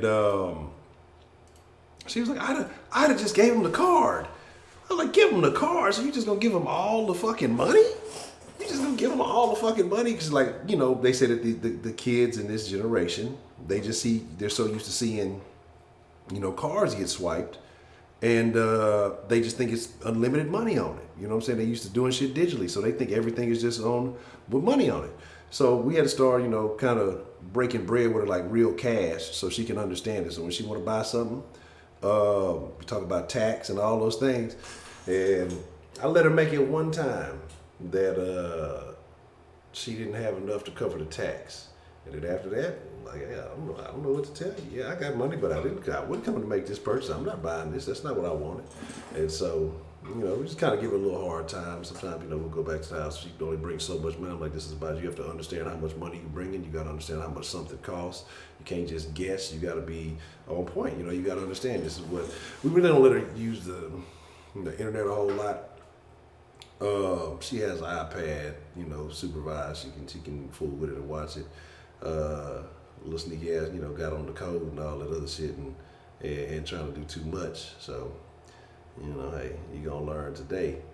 Look, I don't care what the other little kids do. We gonna have a certain set of rules up in here. That's like, okay, what's the motherfucking deal? Let me see. Hold up. What's the motherfucking deal? Who do we have calling in to the den this evening? What's good, Honcho? It's prepaid. Prepaid. What's the motherfucking deal, man? What's on your mind this evening, prepaid? Man, great calls from Bad and Bougie, Man Up, Dan the Man, Miss Bell. Man, all y'all had great calls. I'm gonna take a different approach, man, and I think the main reason why we have so much of shame when it comes to success is because so many of us feel like we owe people for them doing the bare minimum for us. And when I say us, I mean in the black community. I don't really know what's going on in the white community or the Asian. I don't really give a shit. As far as black people, niggas, you got a person play football. You got a coach in the 4th grade bought him a pair of cleats. Why do you have to buy him a brand new Escalade? You bought me a $40 pair of cleats. I was a kid. Yeah. It doesn't equate to the same thing. You got a little guy plays basketball. Somebody bought him a pair of Jordans. He was 6 years old. That doesn't equal I should buy you a home. Straight up. But how does that equate? Like Miss Bad and Bougie said that, you know, she gave her car away, and then, you know, person, you know, made it, and then they, you know, replaced that car. There's absolutely nothing wrong with that. But there's no fucking way that you bought me a chin strap in the 8th grade that you think I'm finna somehow buy you a fucking Bentley truck. Well, that doesn't make any sense. And what they do is they shame you in your success. They just constantly tell you how you change, or you think you better than everybody else. No, man, you're not finna shame me into doing something that don't even make any fucking sense. I don't do nothing for anybody who won't do it for themselves. No. If you cannot afford to buy your own Bentley truck, why the fuck am I buying you one? Mm-hmm. You can't even afford the maintenance on it. Exactly. And these athletes You know, and these athletes, man, I feel so sorry for them because people got to realize, man, these athletes, if you never had $10,000 before, if you didn't have $10,000 on Monday and you wake up on Wednesday and you got $10 billion, you're going to fuck the money up. The good thing about these athletes' money is they have enough money off endorsements and enough money off the interest that they have accrued that they can actually live off of it. The problem is that they can't live their lifestyle and yours. They can afford a big-ass home. They just can't afford to buy 5 of them bitches. That's when they start going broke. You know, somebody made a comment, they can't be throwing hundreds of thousands in strip club. Yes, they can. Yes, they can. If you make $10 million, you can throw 100,000 in strip club with no problem. The problem is I bought you a big 6-bedroom house, and you don't pay any of your bills. You got to pay all your bills and mine. That's where the problem comes in at. There's nothing wrong with an athlete having a Bentley. The problem is he can't have 5 of them. Nothing wrong with having a Petit Philippe or any other expensive watch. Just can't have 10 of them. And, you know, with us, a lot of it is financial literacy. We just lack that part of it. But so much of it is the pressure, man. We put so much pressure on people to give back, not to our communities, but to give back to those who, quote-unquote, help to make it. Listen, you play linebacker in the NFL. Ain't nobody that help you make them tackles besides your motherfucking ass. What was you paying for all the shit for? Man, you know what I'm saying? Kobe made all them motherfucking jumpers. Who was in there with Kobe? You wasn't with him shooting in the gym. I'm sorry. You just wasn't. It's impossible. Because if you was in there with him every day, your ass would be in the league too. Straight up. You know what I'm saying? You know, Man Up made a very great point about his daughter, man. You know what I'm saying? And I drill it to my kids all the time. You make it in life, you don't owe me nothing. I don't let my kids tell me when they make it, they're going to take care of me. You ain't got to take care of me. I take care of you. I'm just your fan. I'm your number one fan. I want to see you reach the top of the mountain twice. I want to see you get up there the first time and go back down and do it again just to prove everybody it wasn't a fluke. That's what I teach my kids. You don't owe me nothing.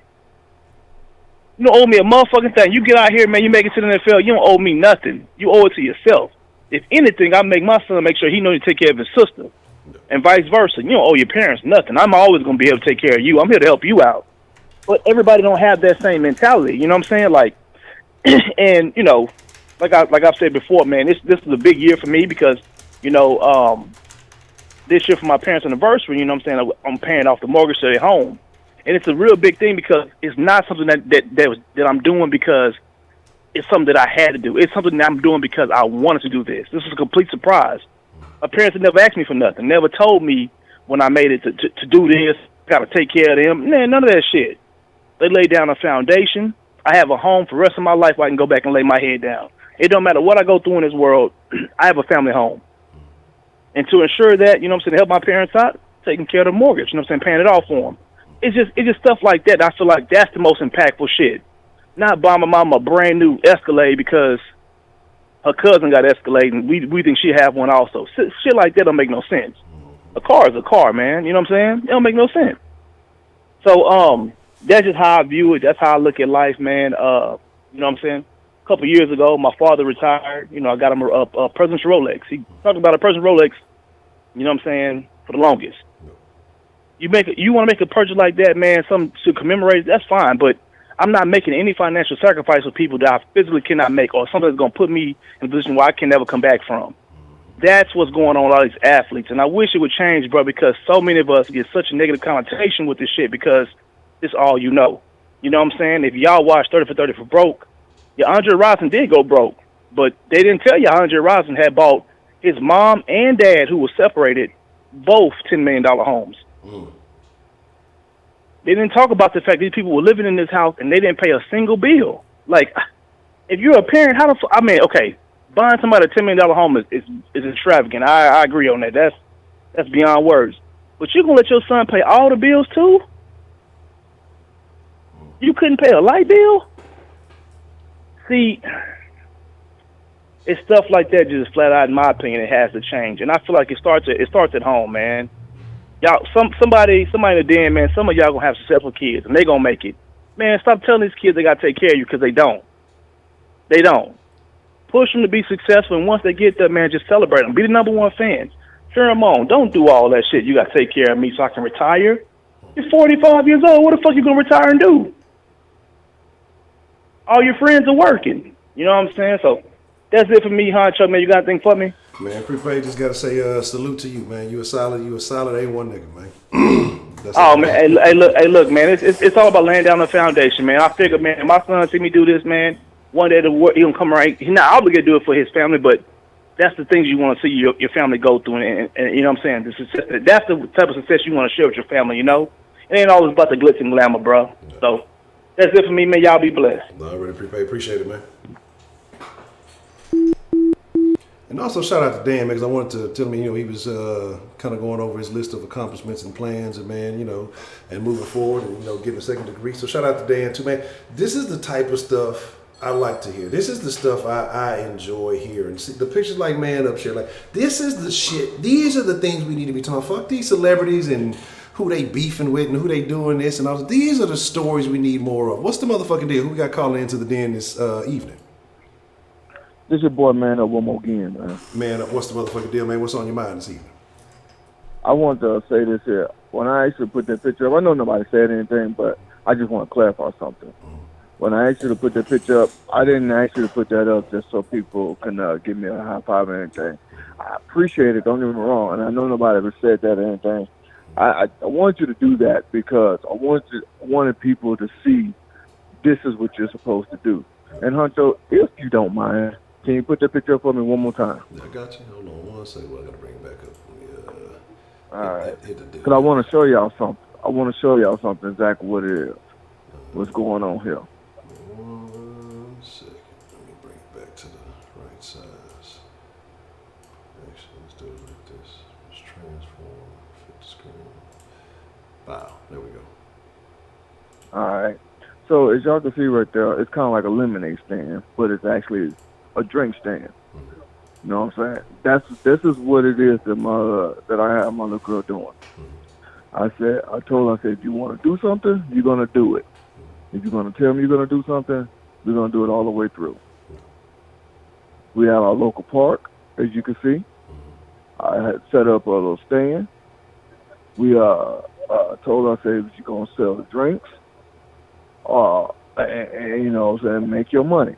And I told her, I said, now, when you go for your very first job interview, you could tell them you got work experience, you got sales experience, right out the bat. You see what I'm saying? Yeah, absolutely. So they tell you, oh, do you got any sales experience, work experience? Bam, here go a picture, you got proof. See what I'm saying? I think that's the foundation that we need to lay out for our kids. There's no shame in having success. There's no shame in teaching them how to be successful. And this is the start. The reason why I want you to bring this up is because I want to show people that don't have kids or that have young kids or whatever, this is something you could teach your kids. Even how to manage money when they're young. Yes, my little girl gets upset at me sometimes because she wants to buy certain toys and stuff like that. I said, no, you're not going to blow your money that way. Yeah, okay, you could take your few dollars and go buy you this. But the rest, I told her to say, you finna come with me, we're going to put this in your bank account.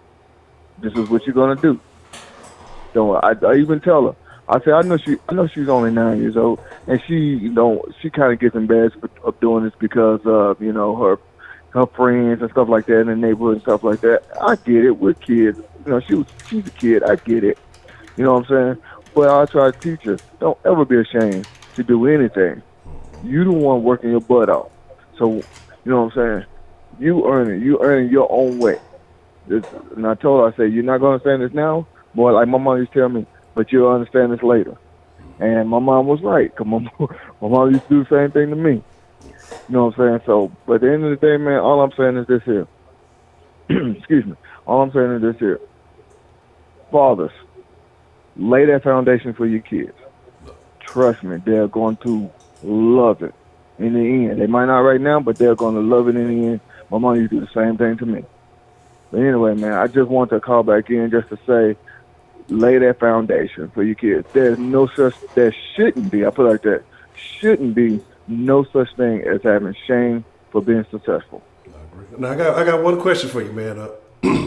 Yeah. Now I see a basketball court back there, if I'm not mistaken. I need to know what's your record on that court. Man, I'm too old for that now, man. I can't do that stuff no more. When I was younger, man, y'all couldn't see me on that court. Okay. Yeah, but I'm too old for that stuff now. Y'all see them pictures, man. Y'all see me with that gray hair and stuff, man. I can't do that stuff no more. I had to retire my jersey, man. Okay. It's up in the rafters. I feel you, man. It's up in the rafters. Ain't nothing wrong with that. Yeah. But I agree with you 100%, man. Laying that foundation, and if you don't, when will they ever get it? They ain't gonna teach them on TV. They ain't gonna teach them in the schools. You got to provide them that experience, as opposed to let them do. I mean, there's nothing wrong with letting them have fun and do all those things, but give them this experience, give them this opportunity, and building these habits. I mean, if you're not doing it at a young age, it's gonna be much harder to still as a grown up. So I commend you on that, man. Huh? Yeah, I appreciate it. And the prepaid, yeah, I'm in Colorado, but I still rep my home state. I still rep my hometown, baby. It's Longhorns, it's Houston, Texas, all the way. I'll holler at you, man. I'm gone. All right, man. I appreciate it, man. All right, have a good one. All right, you too. Shout out to Band Up, man. And shout out to Dan Strong, man. Appreciate the love. He was telling you, able to listen to prepaid. Man, like I say, you got some gentlemen in here, man, that look, ain't nobody telling you nothing wrong. See, I think the problem a lot of people have with certain things, they want to be finessed into certain information. Sometimes, hey, you got to do like, who was it, Soulja Slim say? Was it Soulja Slim album, Give It To Him Raw? Hey, sometimes you got to give it to him raw, man. What's the motherfucking deal? Who we got calling into the den this evening? What's happening, Julius Peppers? It's Jason S. Now, I've heard a lot of things. I'm going to say Julius Peppers is probably the worst one. But go ahead. What you got Whatever. there? What you got there, man? What's going down? I agree with Man Up when he said that people shouldn't feel shame for having success. And so Because I'm sorry. Because people, if somebody has success, that's how they got there. And I really don't feel that, they should give back to a community that never helped them in the first place. Unless that community had an influence. Unless that person had an influence from the community that, maybe, think about giving back. But I don't feel that people should give back to a community that never helped them in the first place. Okay. I agree with that.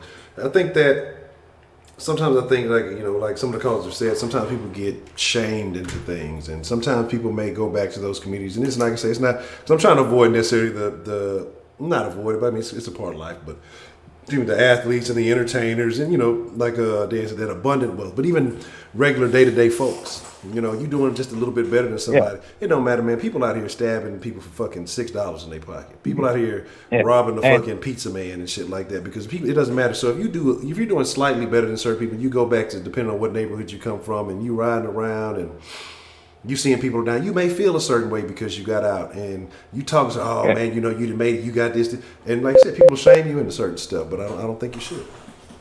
Exactly. There's always going to be that one asshole who shames you because you didn't give anything to them, and they quote unquote had a big influence on your life. When in all reality, you just knew them for who they were, and they didn't do anything for you. Never helped you with your success. I agree.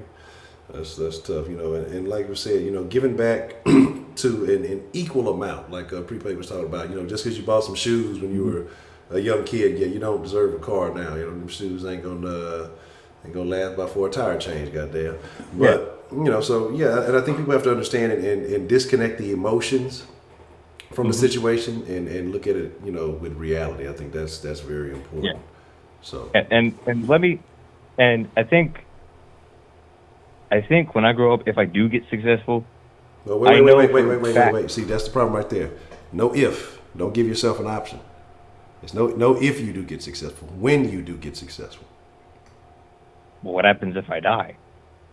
Well, then you get rich or die trying, or you get successful or die trying, like 50 told you. This is what you gotta say when you especially when you're young with this type of thing. You got to make a decision, and success is different for different folks again. So it doesn't have to be like you just filthy rich or anything like that, but you determine what your goal of success is, and you start pursuing that now. You know what you want to be, or you have an idea of the direction you want to go. Life is going to throw you some hurdles, And there's going to be some different things going to happen, and it may change, it may tweak a little here and there on your path, but you make a decision that you are going to give your best in everything you do. You make a decision that you're going to do the best at everything you attempt, and trust me, you'll have a lot more opportunities open up for you. Oh, okay. So, but when I do get successful, there we go. I know for a fact my dad will be calling me because I'm just gonna give you a little tidbit. So my brother, or my half brother, went up to Seattle for UPS. I'm not very sure what position he's working, but he got a job at UPS, and he's actually doing very well for himself. He's in an apartment now. Granted, he's going along with the certain conditions, but he's doing pretty well for himself. I know for an absolute fact that my dad isn't, shaming him for any money, because my dad started his own business in 2002, a year before I was born, in 2000, which was 2003. And my dad isn't educated. I'm being honest. He only graduated high school. He never graduated college. But he did it. That's just it. He did it. He started a landscaping company, and he works in like the Westlake Hills area, which is a very rich area in Austin, Texas. And he's been doing it. He's just been doing it ever since. And I can't help but respect him. I mean, I get, he's my dad, but that's just it amazes me. It really does amaze me. Now, here's what I want you to understand, though, and being amazed and understanding that your pops could do it with a high school education. And that's not to say that he's not educated, because again, you don't understand, there may be other levels of education which may not be in the public school system or in the school system.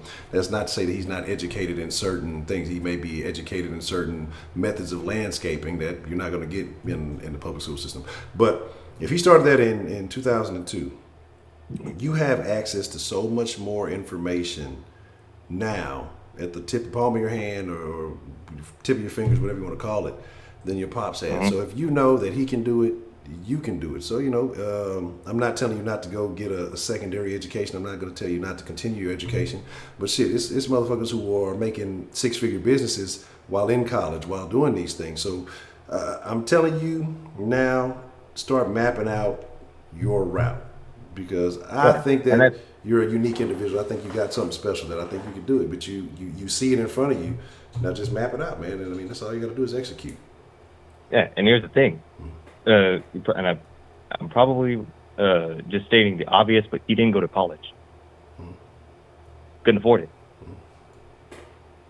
So, but he started his own business, and he did it. So that means now you've seen it with your own eyes that you have no excuse. Mm-hmm.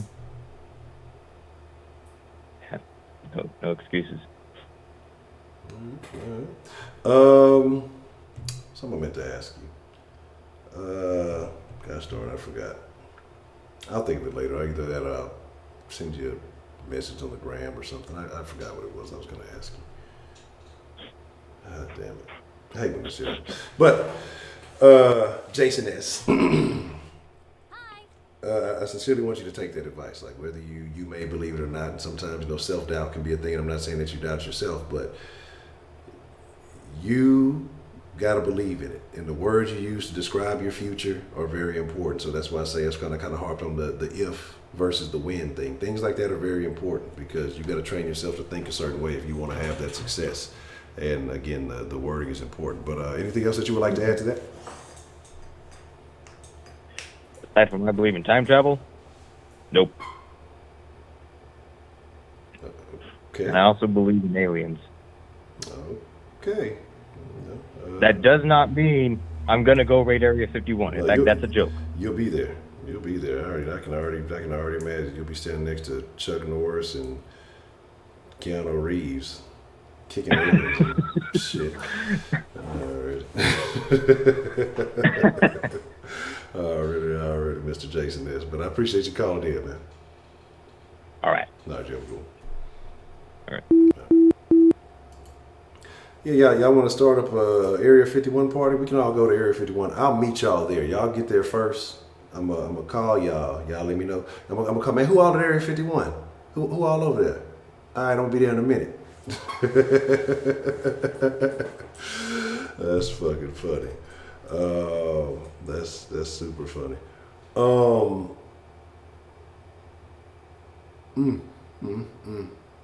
That is super tough, man. What you about to ask? What are you talking about? Yes. Make sure you leave it on Facebook. You don't come back empty-handed. Y'all gonna be tuning into the den. Where do you get all this stuff from? Aliens just imported it into the house. Oh man.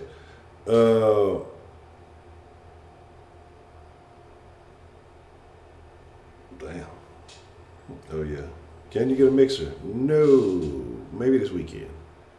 I'm telling you, I've gotten more serious about things. I done removed the Xbox. I ain't even in the garage no more because I used to have it in here for random mixer access. Can't allow the Xbox to tell me. I ain't even fooled with that bitch probably since the last mixer. The bitch is put it in a bag and I ain't even hooked it back up. You know what I'm saying? So it is what it is. It'll find its place when it's ready. Right now is not the time for it. It's much more important things to take care of. You know, right now it's this salt season is getting back.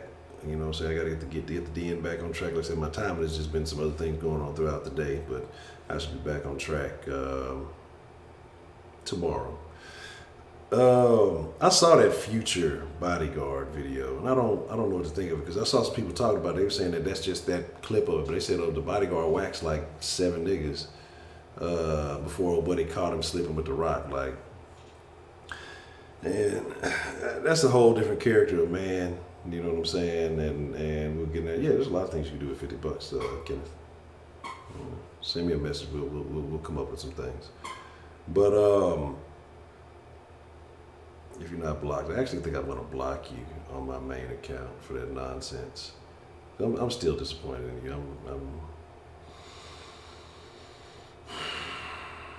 don't know. I really am questioning you, Kenneth. I have concerns about your well-being. But yeah, like I say, that whole shit, and he was crunk about that shit. Let me tell you two things. That dude ain't never knocked nobody out in his life. Never, ever in his life, ever knocked anybody out.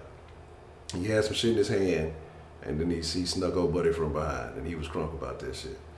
That nigga ain't, look, if old buddy would have turned around, that nigga would have backed up so quick, and it would have been no smoke. So, you know, in Future, of course, he's not going to get involved because, and I'm not saying Future go fight and whoop them niggas or whatever. But Future did the smartest thing that he could do. Walk away from that whole little scene because had he got involved, we'll go ahead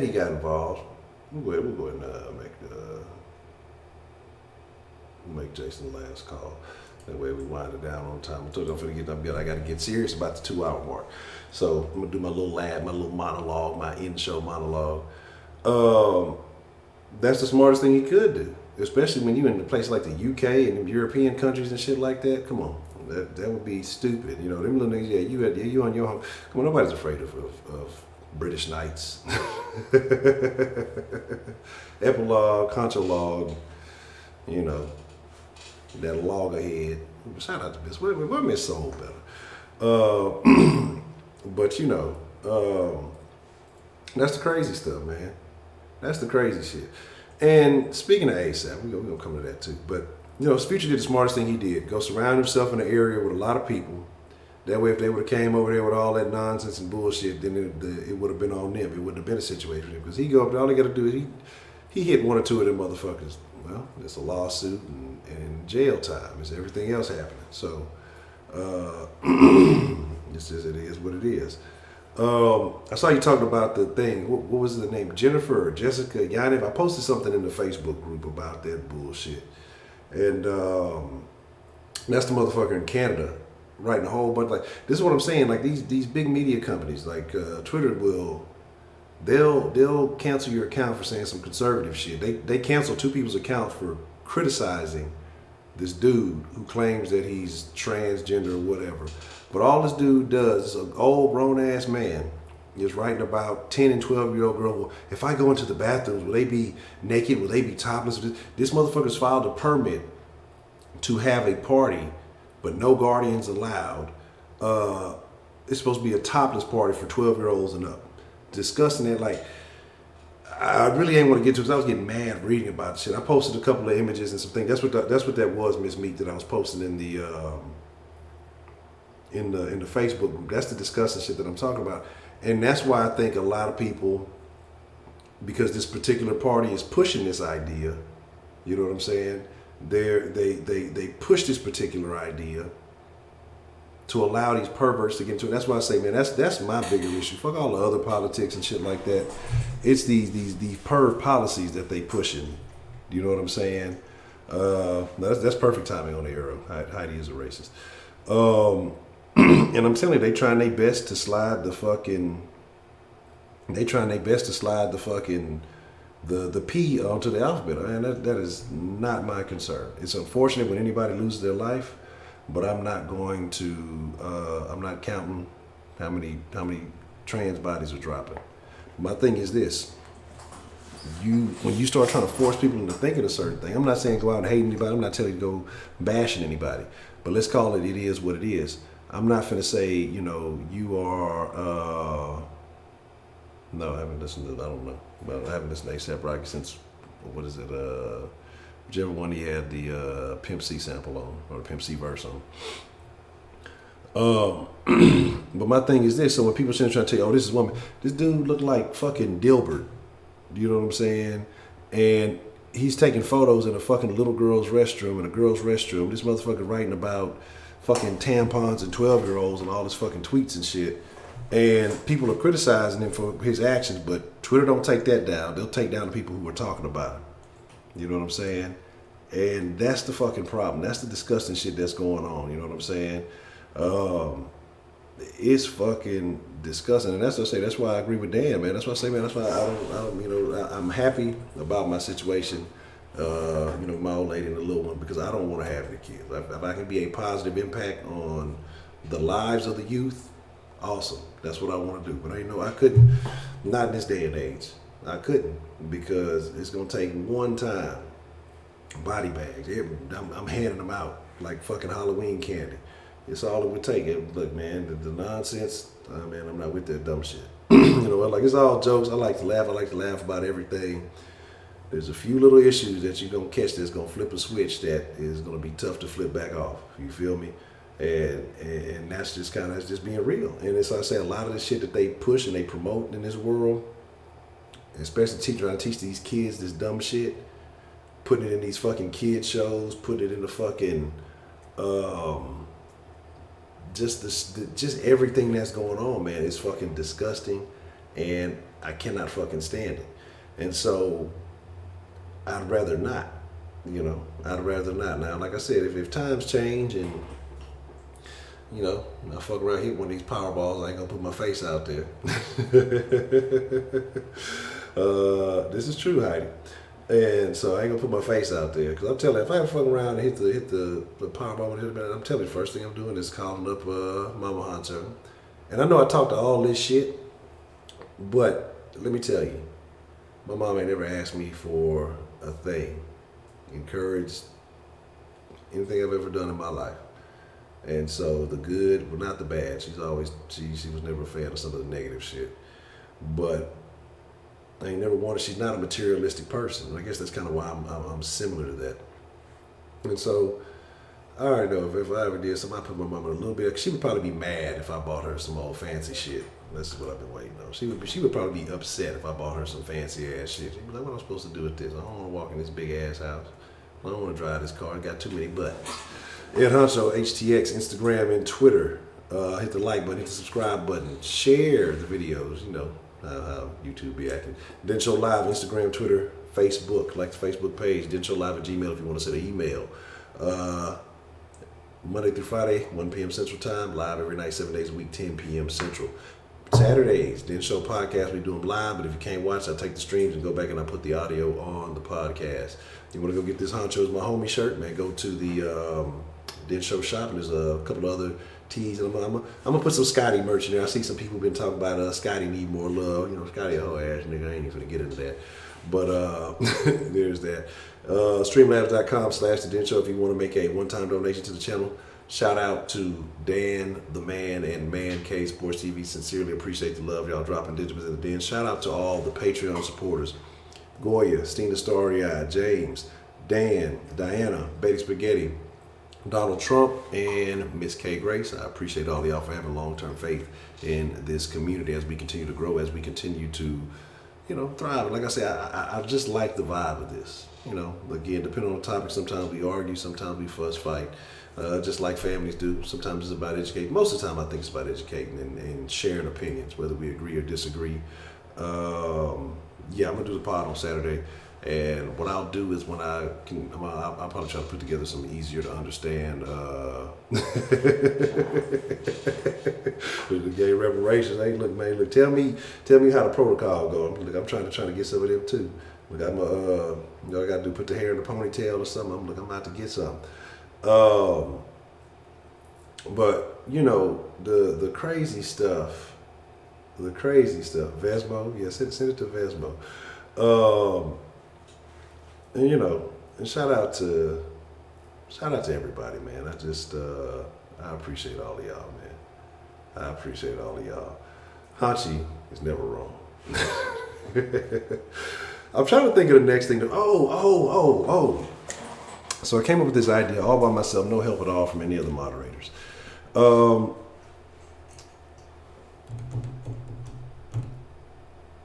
want to have like a debate type thing. And how we'll handle it is maybe two of the den folk who may have a little bit of beef, or who have it ain't got to be beef, or just maybe a particular topic in which they have differences on, right? But I'm just trying to think of how to do it the appropriate way, because I'm thinking Skype. That way it can kind of be a back and forth. But then we may do like we always do when people call back and forth and argue. But so what I'm thinking is having, I don't want to call them beef shows, but just some den folk debates is what I'm thinking, right? And so what I mean by that is that I'm thinking possibly on Skype. So we get two folks on Skype. We'll pick a particular topic, and we'll let the den decide, you know, who's right or who's wrong. You know what I'm saying? And so I think that'll be cool. But the moderator, she knows that I do the YouTube, and she asks me about it, but I tell her not to watch because she's a good Christian lady, and she wouldn't like to hear these things. Y'all are terrible people. Yeah, y'all are terrible people. She'd be like, oh my God. She wouldn't believe that people say some of the stuff that gets said in here. So maybe something like that. I might have to give me like a little judge outfit and a gavel, you know. What a preacher. The preacher over there. I ain't want a preacher in a minute. I might have to bring the preacher out. And just have to go from there, man. So we just, do something fun every now and then. You know, and every now and then. Yeah, look, Miss Me, you can get in the base. So what we'll do is we might do that. We might do that here pretty soon. We'll see. Again, we'll see who all is interested now.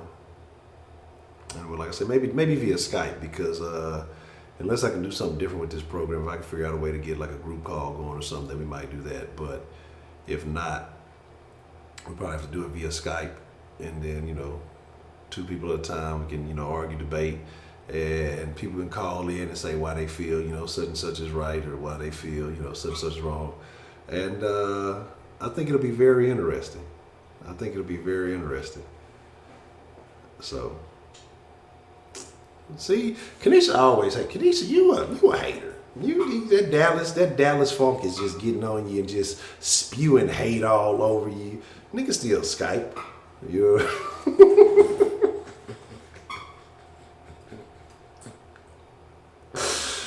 That goddamn 335. Y'all gotta watch. See, what y'all gotta watch is, see, low key. 335 is the slickest motherfucker in the deal. Y'all don't know it. Y'all don't peep it.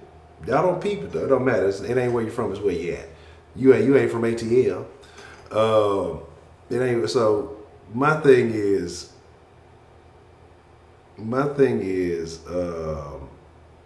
Y'all gotta watch 335.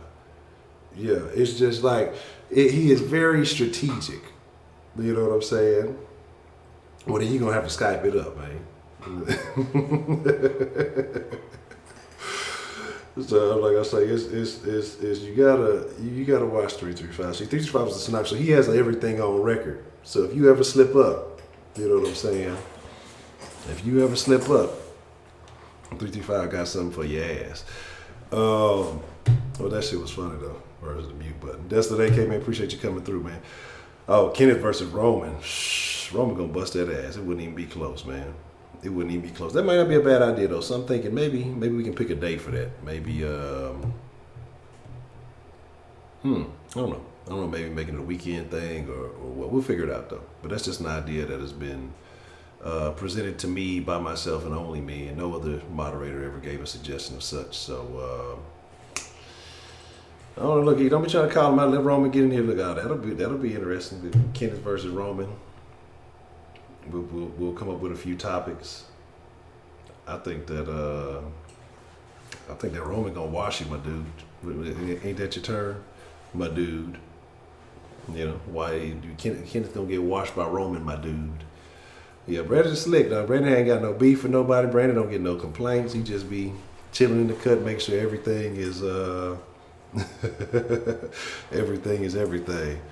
And then, oh man, I don't know. Shannon versus Lady Lissa, that's tough. Whew, that's tough. I'm gonna be honest. Early on, I'd probably say Lady Licious for the win. But after some of these stories that I done heard Shannon tell, Shannon might get it. You know what I'm saying? Shannon might get it. Oh man, versus Cartier. Oh, that'll be it. Let me take some notes. We got an interesting lineup already. Hold on, let me see. Let me see here. Kenneth with an F. This will be a nice card. But see, people gonna be new and they gonna come into it. They ain't gonna know Shannon. They gonna think Shannon is white and Lady is black. They're gonna be, who is this black lady harassing this nice young white child?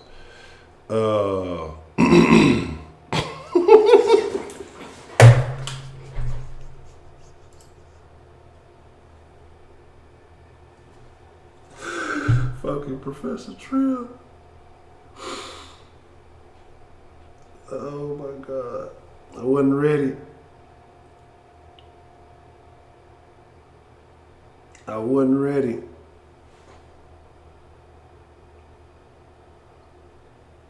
I got a little tear in my eye.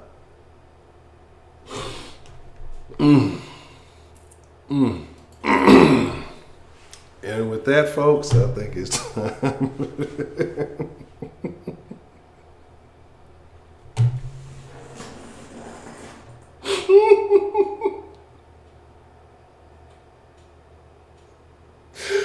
I think it's time.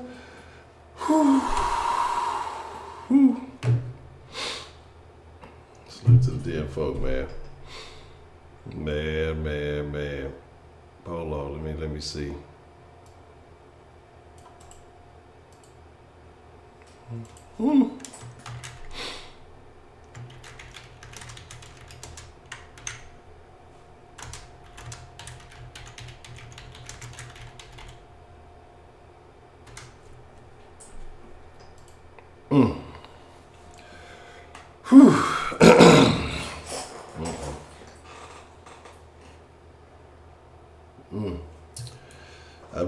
I'm at a loss for words right now.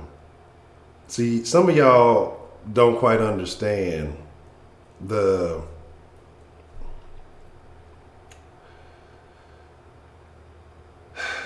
the depth of the statement that Professor Trill just laid out. But y'all see, I don't even address old buddy in the sauce no more because it's not even worth it. Like it's of no merit. It's of no merit. You was in there today, Miss Meat. The gentleman, he slid in there talking about what's up. Like I said, I don't. The Skype does audio and video. I don't know who's gonna be bold enough to get on video and talk this shit, but we'll see.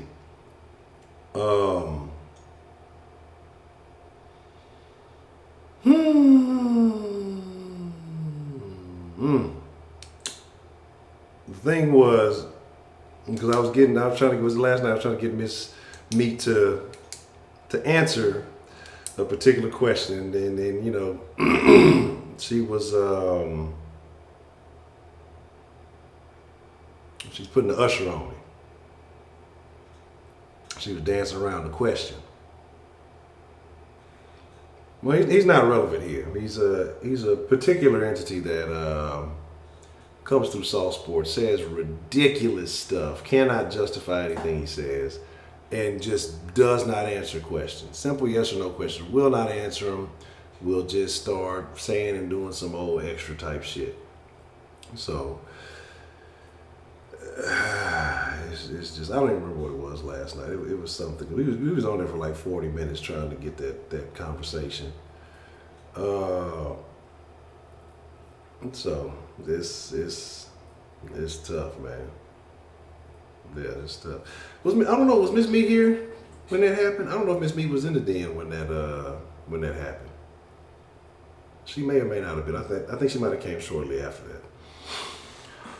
Whew. Oh man. Whew. I got some good recommendations. I'm finna call it a wrap. I'm done.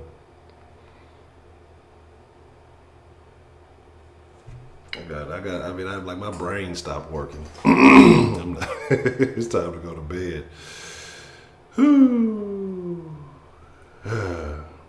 That's only one line. This is what you this is.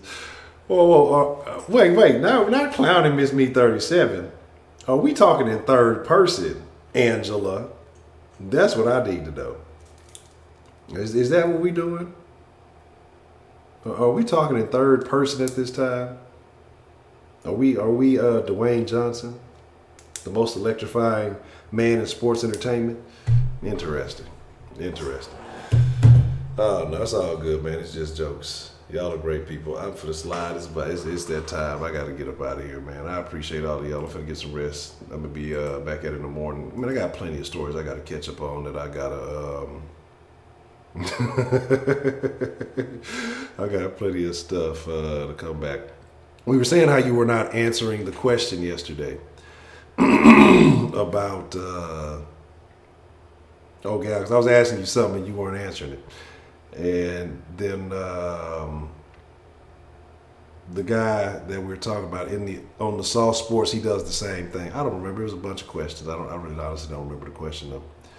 So I'd have to go back and watch it. But y'all trying to get a vision. Look, all I'm saying. First, Lee got there. I don't know. Bushwhacker is the number one contender, man. But I don't know, man. I don't know. That's tough stuff. Let me get out of here with y'all, man. We back in tomorrow, 1 p.m. Y'all be there, be square. Got some other interesting topics. I might do something friendly for y'all tomorrow. We've been having some who was the guy? Rob that called in? Or which one? Rob or Brito?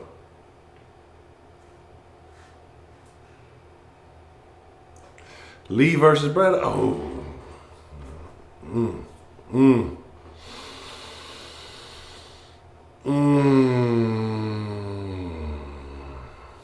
I'm laughing at you talking in third person. I'm gone. I'm gonna. Miss Meat, the joke is that you weren't answering questions, and the gentleman that doesn't answer questions in Salt Sports in a similar fashion. And so that we're comparing people who have similar habits. Okay. And so you and him have similar habits. I don't know, man. Cliff is a tough one, man. Lee versus Bretto would be probably the most epic of all. I'm telling y'all are not prepared. Like Lee versus Bretto would have to be the night that I smoke weed again. Like I would need it. Like I would need it to just to be there. Like it'd be a whole other thing. But I'm talking about this, man. I'm going for it, man. I fucks with y'all. I'm steal some pistachios. Watch out for sweet berry. Guard your nuts. I'm gone. We are the world. We are the children. I don't remember the rest. That's my best. I'm gonna be living. Yeah, I don't know. No, there ain't no goddamn mixer. Stop asking for some mixer. I'll tell you when the mixer is.